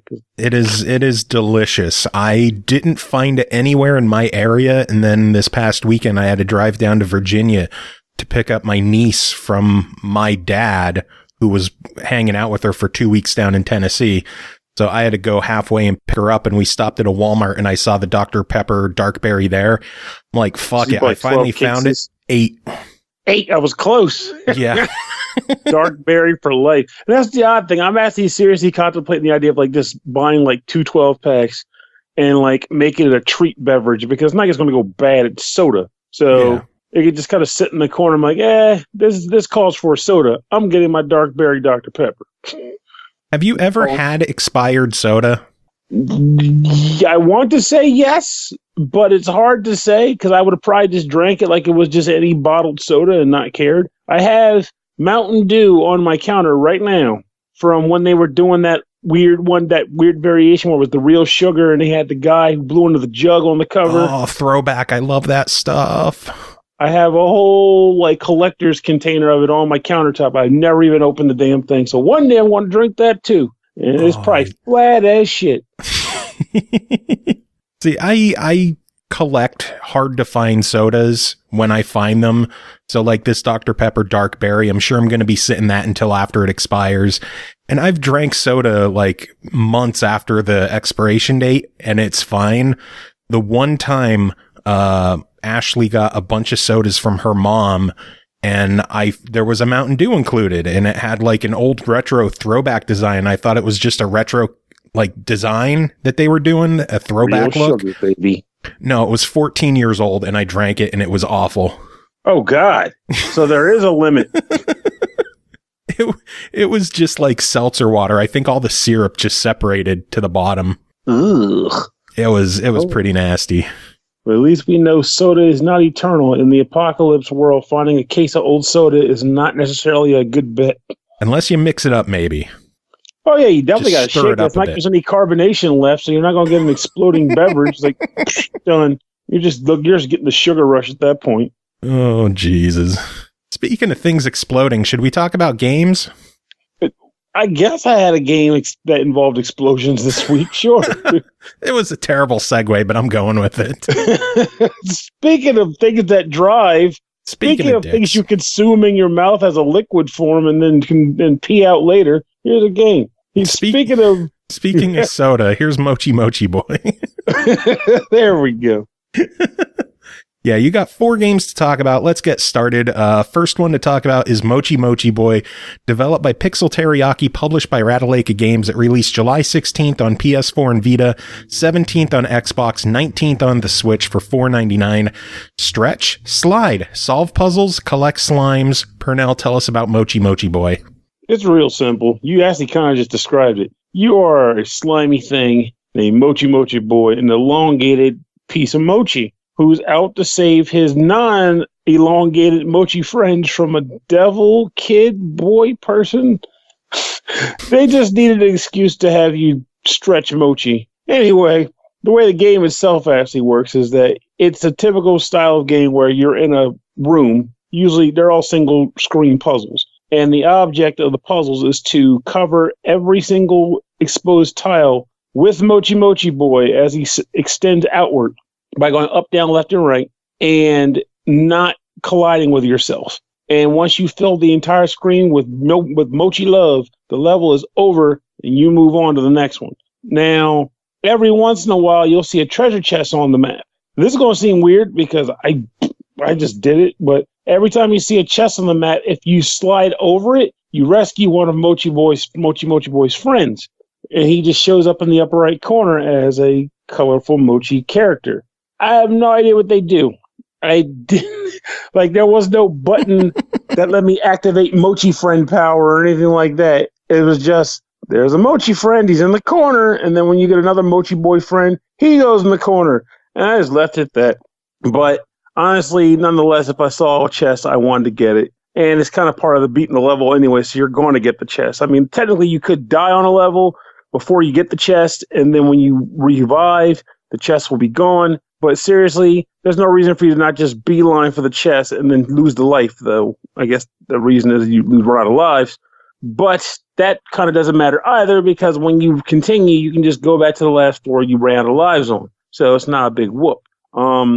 That's the tower mode, where you're basically just going up each floor of the tower and completing one of these mochi puzzles, like I described. Then there's also a dungeon mode, which, to be honest, isn't all that different from tower mode. It still involves Mochi Boy, still involves stretching, and still involves covering up tiles. But now there is a time limit. Actually, I guess that is the difference. Tower mode, there's no time limit, so you can kind of just stretch at your leisure as you figure out the puzzle solutions. Whereas in dungeon mode, there's 10 randomly generated dungeon segments that pop up. And to beat each one, you have to pretty much rush through each floor.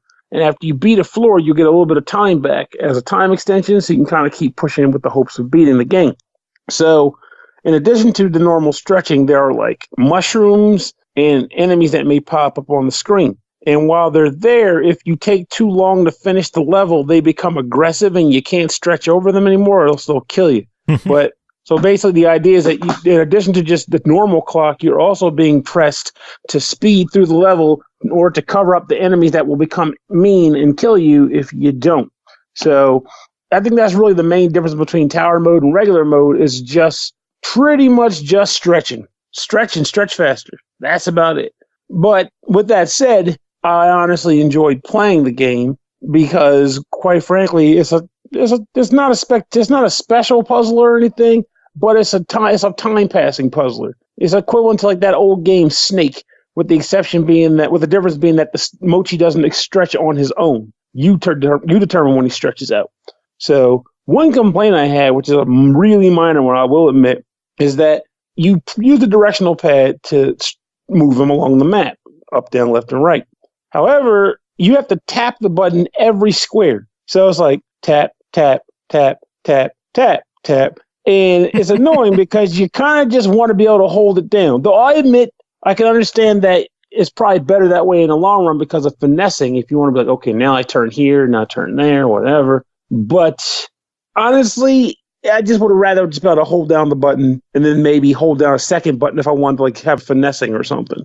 That way I'd get a little bit the best of both worlds or whatever. But I also meant to mention, in addition to my minor gripe, is that the map sometimes loops too. So if you go out the left side, you'll come out on the right side in the same row. Same for if you leave at the top of the screen, you'll come out at the bottom in the same column, but only in sections where it's pretty obvious that there's like a path that goes off the screen. Otherwise, that's not happening. So that's Mochi Mochi Boy. It's Mochi-licious. Well, $5. What do you think? I think it's at least a try for puzzle fans. It's not too pricey. And if it sounds like something that you're okay with the idea of just like kind of having a relaxing game to pass the time, that can get a little hard at times. Yeah, it's definitely a try. I think you'd enjoy it. Cool. Sounds like a fuck it, why not to me. I don't know. I always felt like those were like closer to like $3, $2, dime, a penny. But penny. It could be. I say, if we ever reviewed a game that would cost a penny, I don't think so. That would almost be why even charge a penny at that point. Just give it away. We want to exchange currency. No one else is exchanging pennies. Go nuts. Knock yourself out. Just count them individual pennies. 1, 2, 3. That's 3 sales. Pennies. Yay, pennies. Oh man, continuing on with the cheap games, the next game to talk about is called Gunpowder on the Teeth Arcade, developed by Gunpowder Team and Forever Entertainment, published by Forever Entertainment, released July 25th on the Switch for $4.49. Mega hardcore. In this game, you will receive damage first, and only then will you locate the enemy. The implementation of military operations in the classic mechanics of platformer. Pernell, what is Gunpowder on the Teeth? A ridiculously awful description for a game, first and foremost. That description is terrible. And I read it multiple times. I was like, where's the military tactics? Anyway, to talk about the game itself, though, this game honestly surprised me. It's addictive. I've played quite a bit of it. And I will also say that if you're not a platform masochist, do not apply for this job because you will hate yourself. This game is hard as shit. Really difficult. At base value, it's a simple platformer. There's a run button, a jump button, a gunfire button, and a lobbing grenades button. So you start out as just being a soldier, a shooter is the class they call it. And your goal for each level is to get from the left side to the right side in one piece, while at the same time using bombs to blow up radar stations that are littered throughout each map. Or in the case of a boss level, not dying. Because bosses suck in a not bad, but really bad way. But as you're running through the levels, enemies will either paratroop down from the sky, or they might just be running around the ground. Sometimes there'll be like a truck that's driving back and forth that drops enemies off. And then there's a bunch of different traps that exist on the maps too. And I'll get into a little bit of that later. And as you're progressing through the levels, you're just going to shoot enemies, kill them, and move forward until you get to the end. In which case you have to jump into the helicopter that's waiting for you, and then you bolt from the stage. Now, this game, like I said earlier, is really difficult. So there's sometimes where like you'll have to run across platforms that collapse, which means you have to plot your course out immediately. And at other times, you have to land at pixel perfect spots to nail it down. If you mess up the run, jump, and landing, you might not even have the means of which to attempt it again, in which case you got to kill yourself. You'll be killing yourself or being killed a lot. But thankfully, when you do die, the game just dumps you off at a checkpoint if the level has one, or the beginning of the stage if it doesn't, and you can try again. There's no life counter here, which is good because you're going to lose a lot of lives.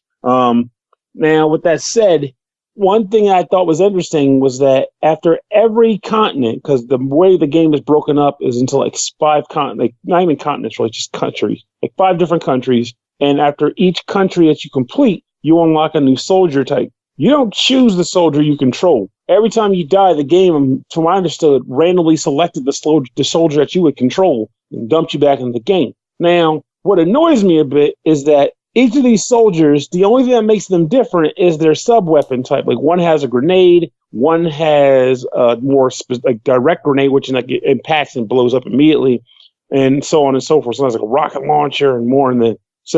But aside from that, there's nothing that I noticed anyway that was different about them. So there was one that you unlock that's called a paratrooper. So my fool self was thinking, oh, he's a paratrooper, which means when you jump in the air, maybe he can release his parachute to have a slower descent or add some more finesse to your jumps. No, it's just the different explosive.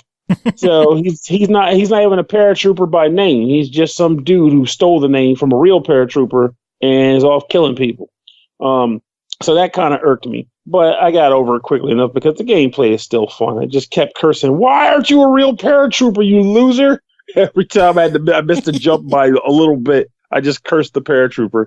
But the game itself is fun. Though, like I said earlier, another thing that makes it like a masochistic game, aside from the things like crumbling platform jump segments, there's like mines that exist in the game. And these mines are bona fide mines. Like you barely can see that they're there. And if you step on one, you die. The game has a penchant for putting them in places that are obscured from view. So if you jump on it, you die. If you run over it, you die. If you stare at it too long, well, I made that part up. But it may as well kill you too. There's barbed wire where if you walk into barbed wire, you can't run. Because if you run or jump, it kills you. You have to walk through barbed wire or jump over it. And sometimes that can be a problem too, because when you walk out of the barbed wire, there's like a moment, like a mandatory like lunge forward. It was like you're pulling yourself from the barbed wire, which sometimes means you'll remove yourself from the barbed wire right into some landmines and you'll die. Oh God.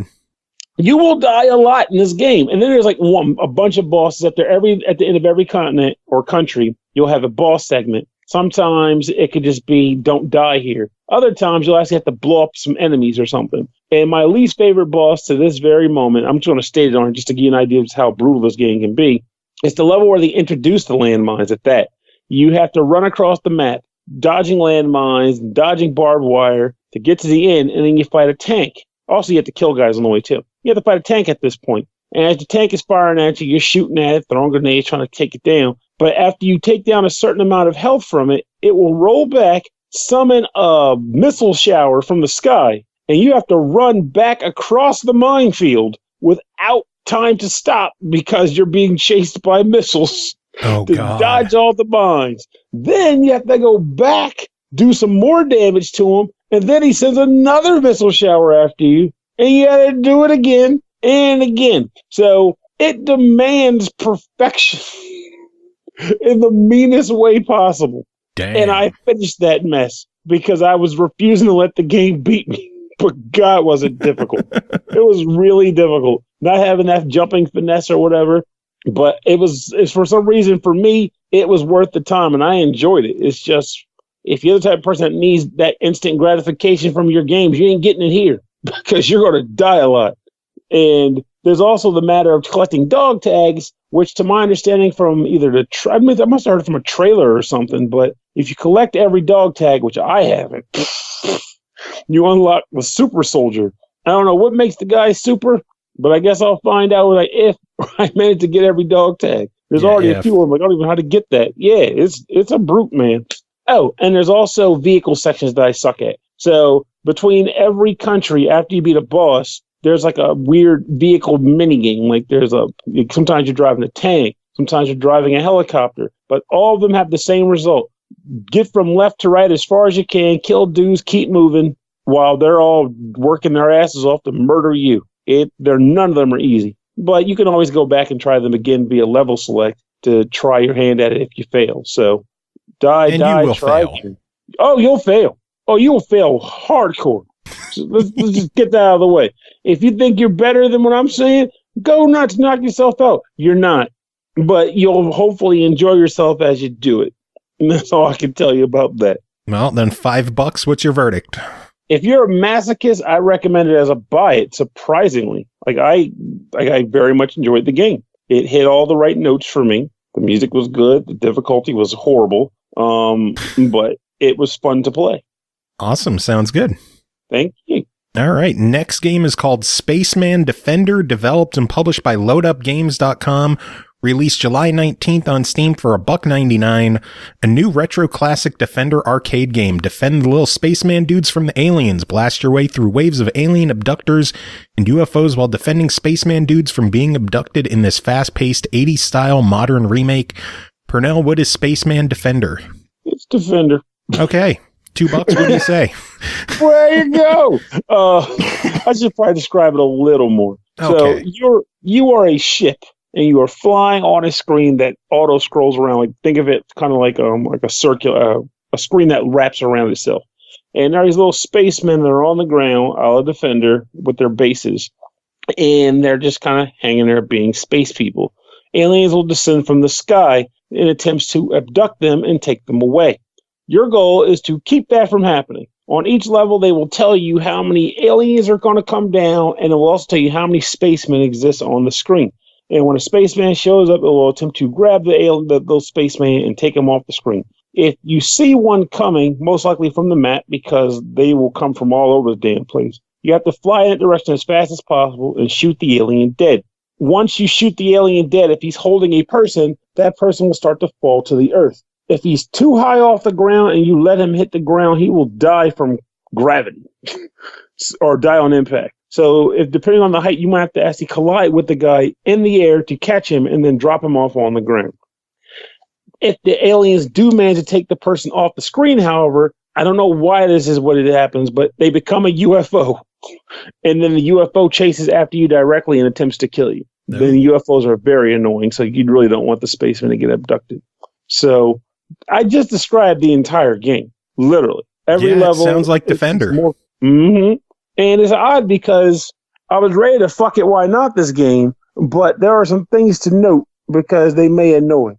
So, one, this is more like just an aesthetic thing. There is a jagged earth surface, so it's like rocks, mountains, whatever you want to call them. But they don't affect your ship. You fly right through them. So you never have to worry about finessing yourself to not collide with the rocks. You just drive right through the earth, whatever. So that's not a bad so much as bad to me. Some other people might not care. Second thing is that earlier I mentioned how if a guy falls from too high of a height, he will die unless you catch him.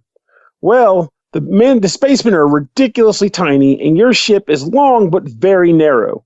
So also it's very fast. So it is very difficult to align your ship with the guy who he's falling from the sky to catch him in a last-ditch effort to save his life.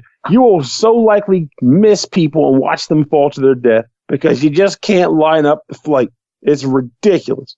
Also, aliens, they'll just sometimes just appear right in front of you. So the game, I assume, has a pre-established notion of where it wants the aliens to go on each stage, and they'll just pop up or whatever. The problem is, I've had more than a few cases where the alien pops up literally right in front of my ship and hits a bullet at me and kills me. So you only have time to react. So while I guess maybe there's the solution to fly into the rocks that don't hurt you for some reason, by that same token, that's still kind of weak, and that doesn't necessarily mean that the alien still won't pop up in a place that'll hurt you. So it's irksome in that regard.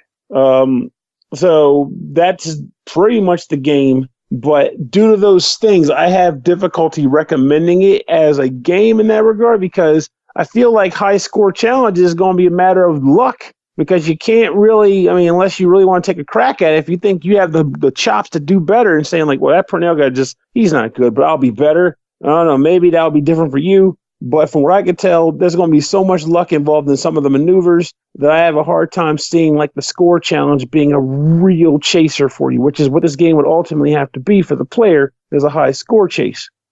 Gotcha. So your overall verdict for $2? I kind of want to, I'll say try it, I guess, because I don't want to say deny because it's not a stupid game or anything. It's just those grapes. So what would you do to fix it? Good catch. To fix it, I'd want to say either two things. One, make the ship slower, which would then make it tougher to save people from getting cast away, or add a button that lets you slow the ship down. So default speed could be fast. Press the button to slow your ship down so you can finesse more. Aside from that, I don't know, maybe if the aliens spawn, don't make them spawn right on the screen with you. That makes sense. Yeah, because I mean, it's just something odd about that. Like, if you're flying at a speed that you're already having difficulty to control, and then an alien just spawns right in front of you and fires a bullet immediately, what are you going to do? Like, you're kind of dead. So those two things would make this game much, much better. So let your ship slow down and rework the spawn points. Yes. Sounds doable. I would imagine. I don't develop games, so fuck if I know. But we'll find out. All right, but you got one other game also from Load Up Games. This one is called Insectipede. It released June 21st on Steam for 99 cents.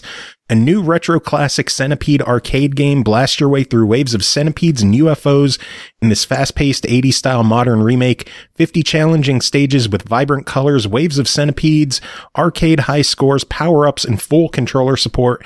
Time to bug out. Are you ready for it? Pernell, were you ready? I think that description is longer than the game is. But yes, I was ready. So this one, I believe, fared better than the other one did. So I was always a fan of Centipede back in the day, though I will admit one of my gripes with the classic Centipede before the remakes came along was that bullet speed was way too slow. And also, as corny as this may sound, unless my memory's off, you could not leave the bottom of the screen. Like if you were trying to get up to get a rush on the situation, you couldn't leave the bottom of the screen. So you had to fire a bullet and hope that it collided with the alien, the centipede, way up at top or whatever, which can be irksome sometimes, which is probably also the point of the challenge of the game. Whereas with this game, however, they made it faster than the original Centipede, and also you're not beholden to being stuck at the bottom of the screen. You can actually fly up to at least the center of the screen, so you get more room to wiggle around and shoot things, which I actually kind of liked. So the Centipede, just like in the original Centipede, I guess he's called the Insectipede in this one, though. He's descending from the top of the screen. There's a bunch of mushrooms or plants or rocks that are just kind of strewn about the level, and each time the Centipede collides with one of those things, he will then go down one level and change direction. So your job is to kill every section of every Centipede that comes onto the screen, and then you'll move on to the next stage. There's also, I'm not quite sure what they were supposed to be, but there's like little blocks of a different color that will sometimes spawn. They're faster than the Centipede, and they fire bullets back at you. So you have to try to kill them, which they take multiple shots to die, and dodge the bullets they fire as well. So they can be jerk bags, but if it was just the Centipede, not them, the game would be a cakewalk. In addition to these guys, there is a power-up that flies by on every stage, at least one. And when you pick it up, it will add one bullet to your spread. So you start off firing one bullet at a time. Next, you'll fire 2 bullets left to right, like 2 bullets at the same time, then 3 bullets at the same time. The highest I've gotten it before dying is 5 bullets at the same time.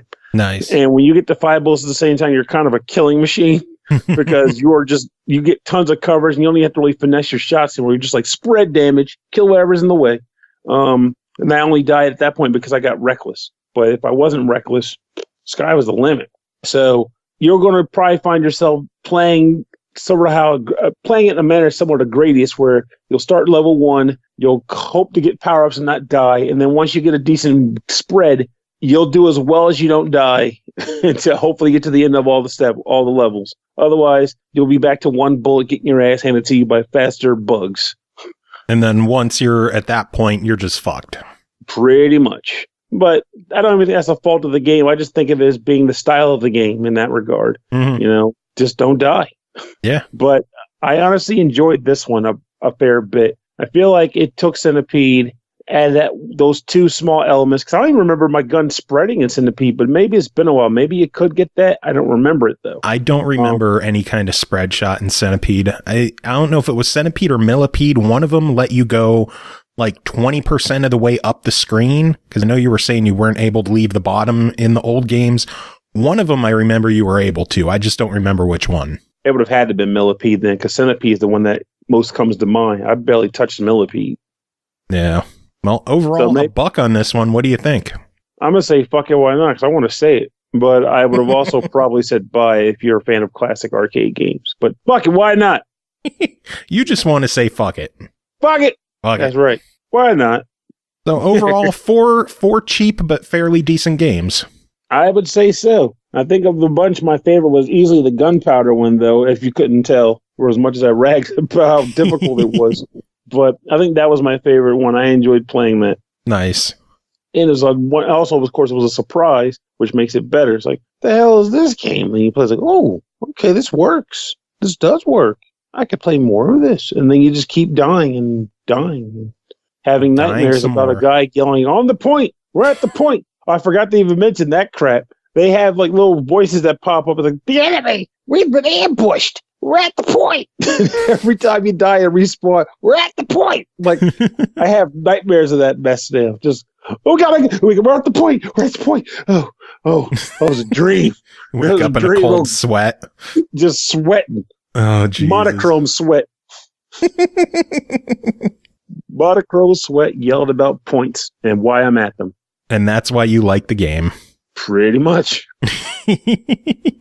On that note, Pernell, it is always a pleasure having you on chatting these games. Do you have any final words? Yes, I need to get these board games out of my living room. I'm tired of eating off of them. All right, moving on. We got Chris Taylor joining us. Chris, how are you doing? Hey, you doing all right? How you doing? Yeah. For sure. Yeah. I told Pernell I found that dark berry Dr. Pepper, so I'm happy. Oh, good. What'd you think of it? Oh, I love it. It's pretty good, isn't it? Yeah, I was telling him that I couldn't find it in my area at all. I've checked like every store possible. I had to run and pick up my niece down in Virginia, and we stopped at a Walmart while we were down there, and I saw it. So I just like picked up 4 cases in my hands, and then my sister's like, do you want me to get some? I'm like, hell yeah, pick up 2. And then my niece was like, do you want me to carry one? I'm like, hell yeah, I want you to carry. So I got 8 cases. Wow. Yeah. It's a family effort. That's that's how it used to be with me. And so I live near the original Dr. Pepper like plant, which was in Dublin, Texas, right? And they had this rule until they just, I think, scrapped it entirely. But they had this rule that Dublin Dr. Pepper couldn't be gotten outside of a certain radius outside the town. And so I lived right between, or rather, it was right between where I lived and where Austin was back before I lived in Austin. And so every time I would drive down to Austin to hang out with friends, I'd stop by the local Walmart that had Dublin Dr. Pepper, and then I'd pick up like several cases of it. What's the difference? It was just the one with real sugar. I mean, they have the real sugar kind now, but they don't call it Dublin. Yeah, they call it Heritage if you could find it. Yeah, well, Pepsi's Heritage. I don't know if they call the Dr. Pepper thing anything. It's just in the green can, you know. We don't have it up here. Yeah. So I'm jealous that you have it with real sugar. I would love to get that up here. I would love it. Yeah, it's pretty good. Well, next time we're in proximity of each other, I'll try and grab some for you. Awesome. Be like old times. Old MagFest days. Oh yeah. Well, I did bring some Lone Star beer once for Big Adam. Nice. Yeah. So that it's not without precedent. Very true. So we just got to get you back to MagFest. Yeah, there you go. Yeah, that's all needs to happen. Easy, right? Simple. Yeah. Simple. Oh man, should we talk about games? Yeah, let's do it. All right, we got 2 final games to talk about tonight. The first one is Archlion Saga, developed by Hit Point Company, published by KEMCO, released July 18th on the Switch for only $4.99. A hero will appear in a time where the foretold end of the world is approaching. It's Archlion King, yourself, set out for a journey toward the Far East for the final battle. Chris, what is Archlion Saga? Archlion Saga. So this one was really interesting to me because, for one, I really have an affection for, all the KEMCO RPGs, really, but particularly the Hit Point ones have been interesting me lately, especially, I recently talked about Tetrarchs. I forget what the rest of the title is. Legend of the Tetrarchs? Legend. Yeah, I think it is. Yeah, Legend of the Tetrarchs. I can't remember titles. I'm going to actually check my Switch, see what it's called, because I just loaded it up recently. Did I load it up recently, or am I lying? I might be lying. Whoops. I don't know where it is. I can't find anything. Damn this Switch. Just sort by letter and just look for the L's, because I'm pretty sure it's Legend. Okay, I'll do that. Might as well. Live on air, right? Fuck it, why not? We don't have anything else to... It's only 2 hours now, so... Oh, really? Close. We're getting close to the 2-hour mark. Oh, okay. That's what happens when someone does a 30-minute review for one goddamn game, DarkMika. Yeah, don't do that. I don't know. I do that all the time.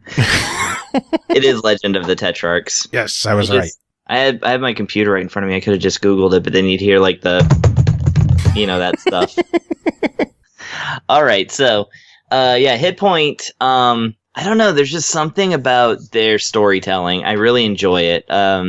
They get kind of philosophical and they like to touch on different things. I mean, I don't know who's in their team for writing, but I enjoy their work. So, and then this is an RPG that came out and promised to be brief. That was one thing I noticed about it. It was like, hey, are you tired of all those RPGs you've got sitting around that you're never going to finish?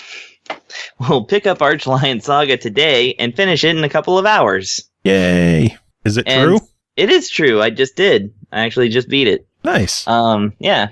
So, yeah, it's basically like, it feels more like an experiment of a game than like something fully fledged. And I can't help but compare it to actually one of my favorites of all time, which is the longest 5 minutes.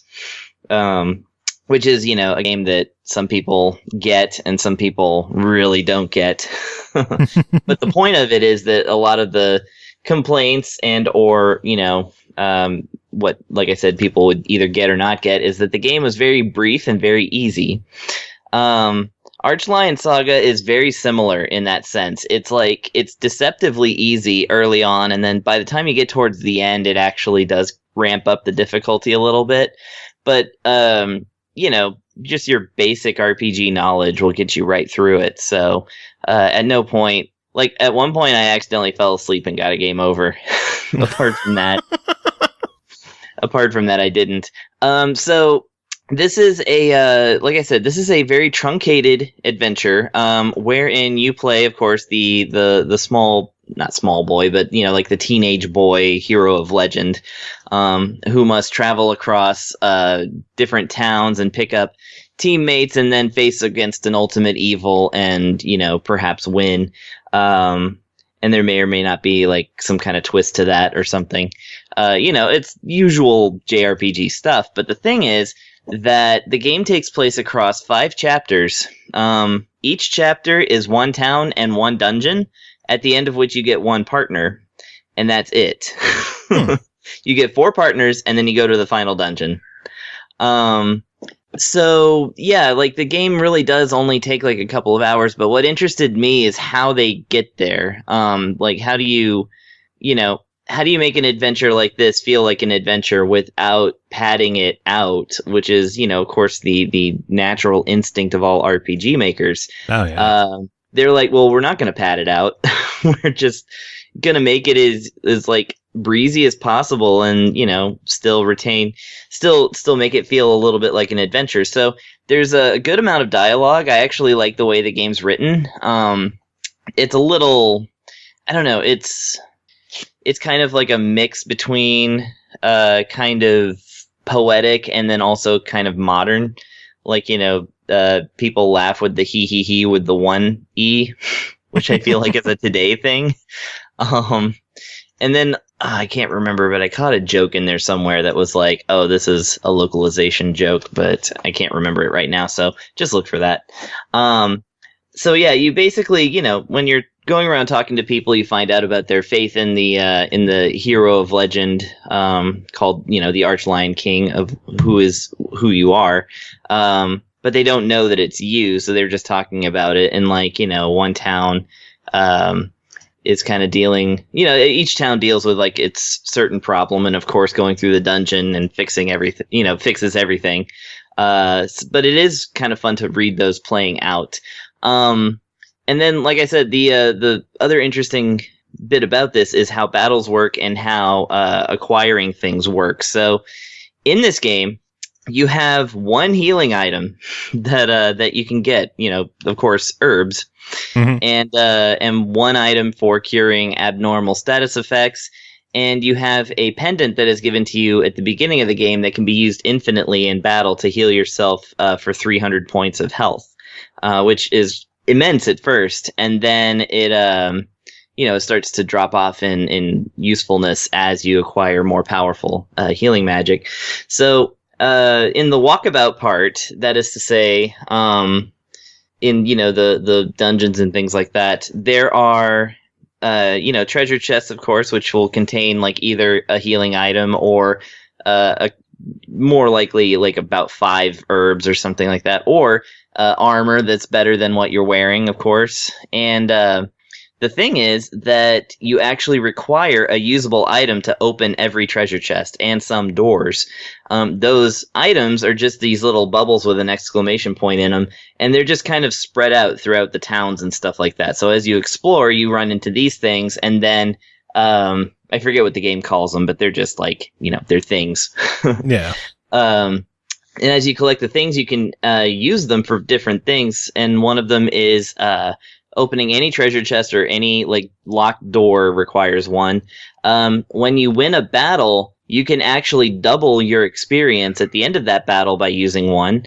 If you get a game over in the middle of a battle, you can, because this game is, it doesn't bother with actual manual saving. Everything is like literally auto-saved constantly. Nice. Yeah, they actually tell you, they're like, don't bother trying to save. It's all saved automatically. The way they say it is just like, don't bother. So if you die in a battle, like you can either choose to start the battle over, go back to the title screen, and then get reloaded right before, the fight, so that you can, grind if you feel like it was too hard. Or you could just spend one of those little items and just continue the battle right where you were with full recovery. That works. And yeah. And it's like, it got to the point where I was at first hoarding them. I was like, well, I'm going to open every chest, but I'm not going to use them for any kind of doubling experience or anything like that. So by the time I got to the end of the game, I had about 20 of them. And then in the final dungeon, all of the enemies drop so much experience. You go from like level 30 to level 70. Oh, damn. Yeah, and so like all the time, like I was getting all this experience, and I'd be like, "Well, screw it, double it." And then, I got to the end of the final boss, and I was like, actually, it's a good thing I leveled up that much because this is about even. And I think I game overed once at the final boss, and then I used a thing to recover myself. I was like, man, I could just I've got like 10 of these left now. I could just burn through these in the final battle. And sure enough, that's all they expect you to do. Wilfred's happy. Yeah, I know. He just used the litter box, so he wants everybody to know. Hey, look what I did. Yeah, exactly. And the door's closed, so he can't dart out into the living room at full speed. So that's the interesting thing, is about those items and things like that. The other bit, and this I have not ever seen in an RPG before, so I'm really interested in this. So all of your characters equip one weapon, one piece of armor, and that's it, and you just find stuff. Sometimes there's a trade-off, like this has lower defense, but it raises your HP, but for the most part, it's just like, this is the more powerful piece of armor, so go ahead and have it. But once you get into battle, every stat between your 1 to 4 characters is pooled. So your whole team has this much HP and this much, attack and this much defense. Yeah. So there's no one character dies and gets revived or whatever. Like, the entire team lives and dies by the same stat pool. The only reason to have different characters is because they each have a different special move that you can access instead of just mashing the attack button, which the attack button just, makes one attack, pooling all of their attack, stat, of course, and then it's the enemy's turn.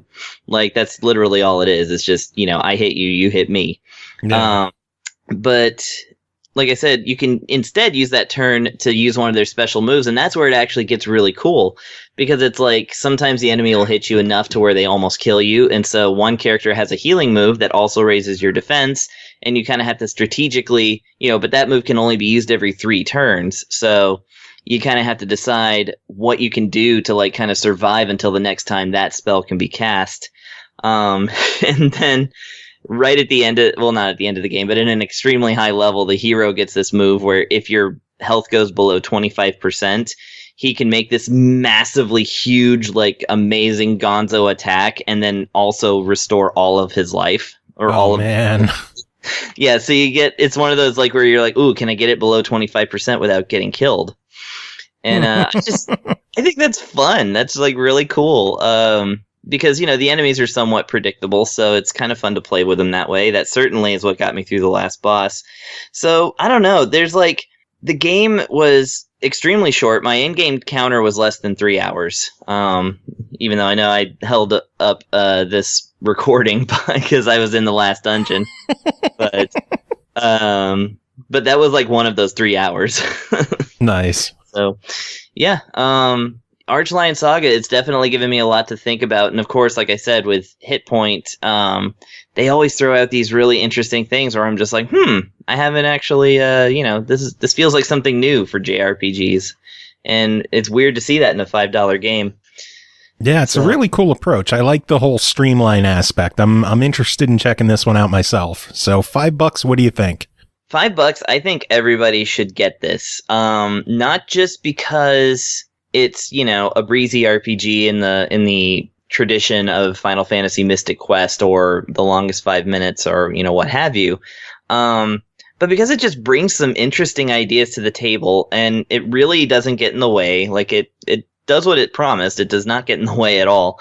You just turn it off and turn it back on, and it's back where you were. And yeah, I just really think this one's well, of course, the other thing is that the music's pretty good.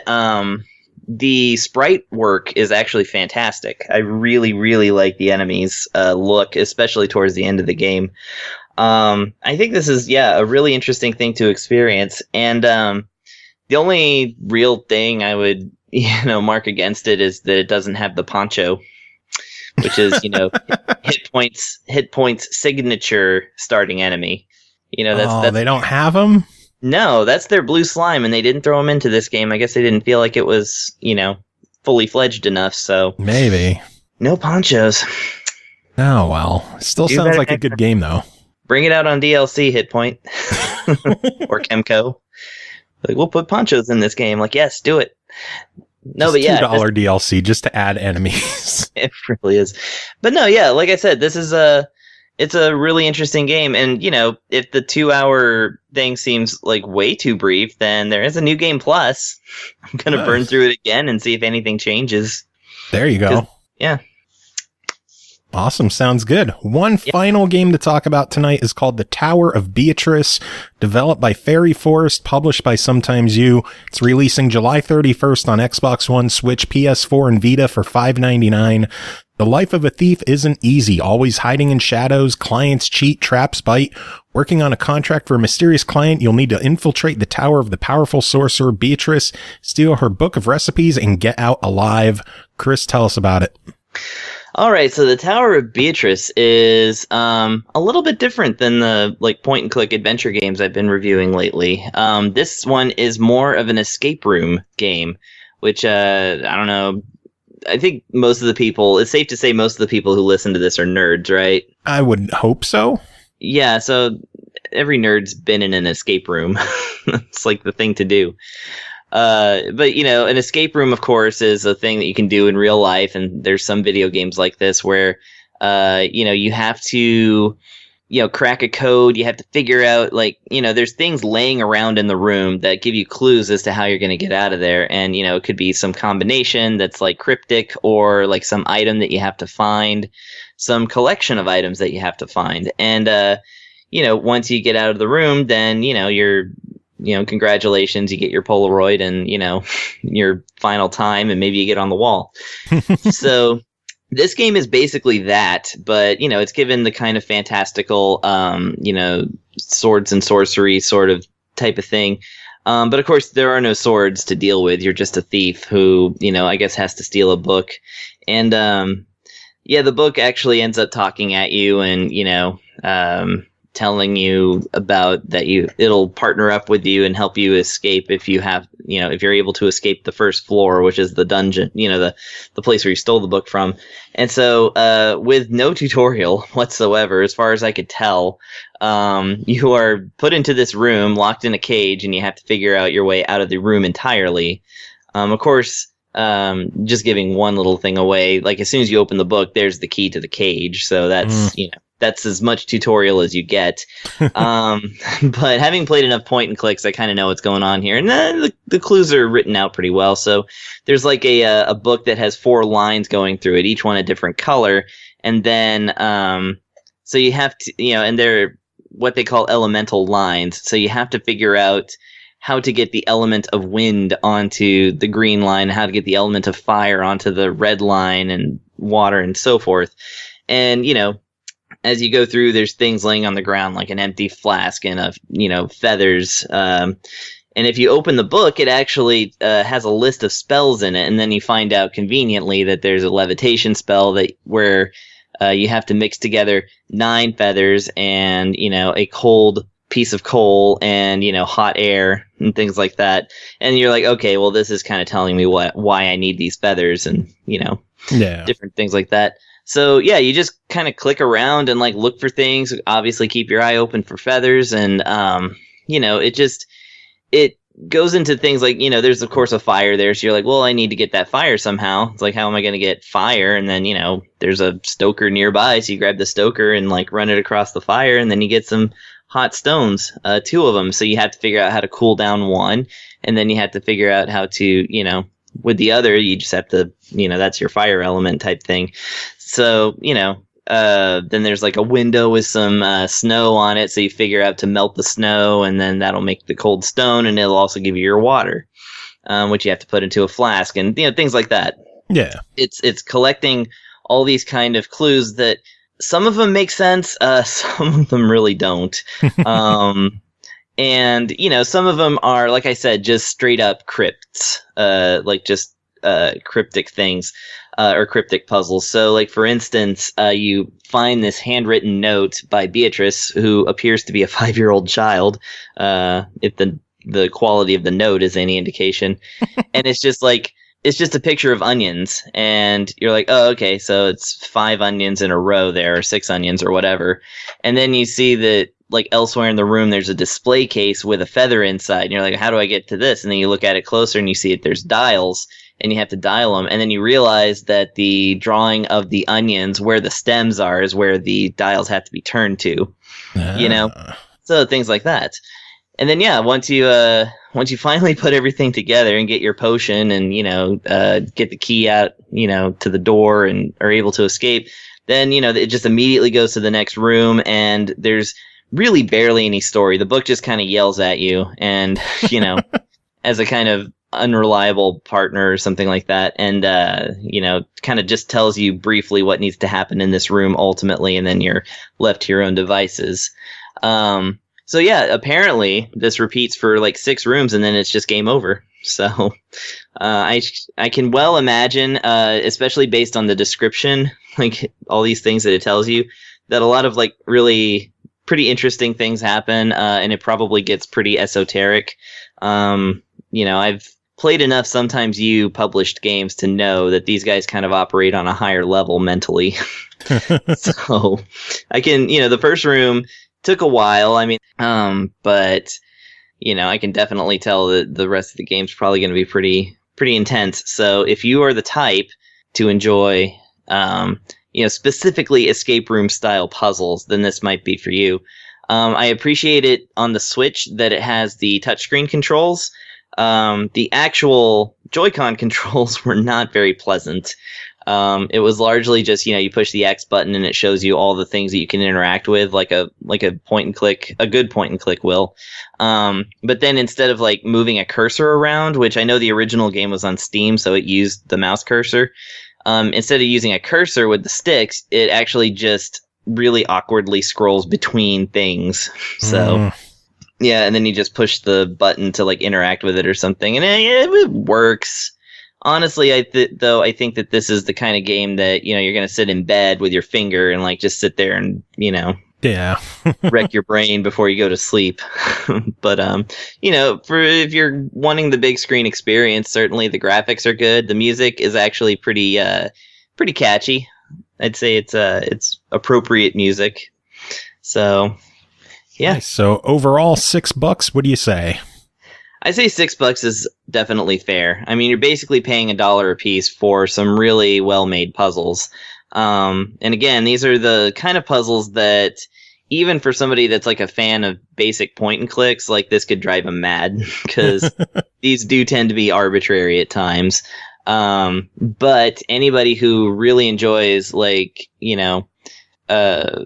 figuring out this stuff, then I'd for sure recommend this, especially at this low price point. I think that's really good.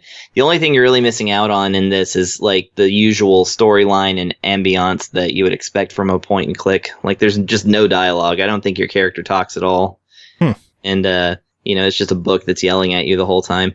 I may be wrong. Maybe there's something later in levels, but I mean, it's just all first person still images and, uncovering that stuff. This game is pure brain power, so I suggest it for that group for sure. Awesome. Sounds good. Yep. All right. Well, that is it for this episode. Chris, thank you as always for coming on. Thanks again to Pernell and DarkMika for doing their reviews. Thanks again to Matt Dabrowski for coming on chatting about Streets of Rogue. Again, you should check out that game. It is fantastic. Have you checked it out yet? Streets of Rogue, I have not, but I've been seeing some buzz around it, so I'll definitely check that out when I can. Definitely check that one out. It's a lot of fun. The one I've been, I went ahead and purchased this one I had requested to review, but Dandy Dungeon, The Legend of Brave Yamada. Yeah, I've been playing that one lately, and oh man, so good. I'll have to check that one out. I'll check out Dandy Dungeon, you check out Streets of Rogue. All right, sounds good. Sound good? Yeah. All right. You got any final words to end this? Actually, I got some final words. Everyone, check out our next episode, which is 500. Woo! Next episode 500. We fucking made it to 500. How the hell? We did it. We did it together. Yeah. Dang. No wonder my Switch is still full of stuff.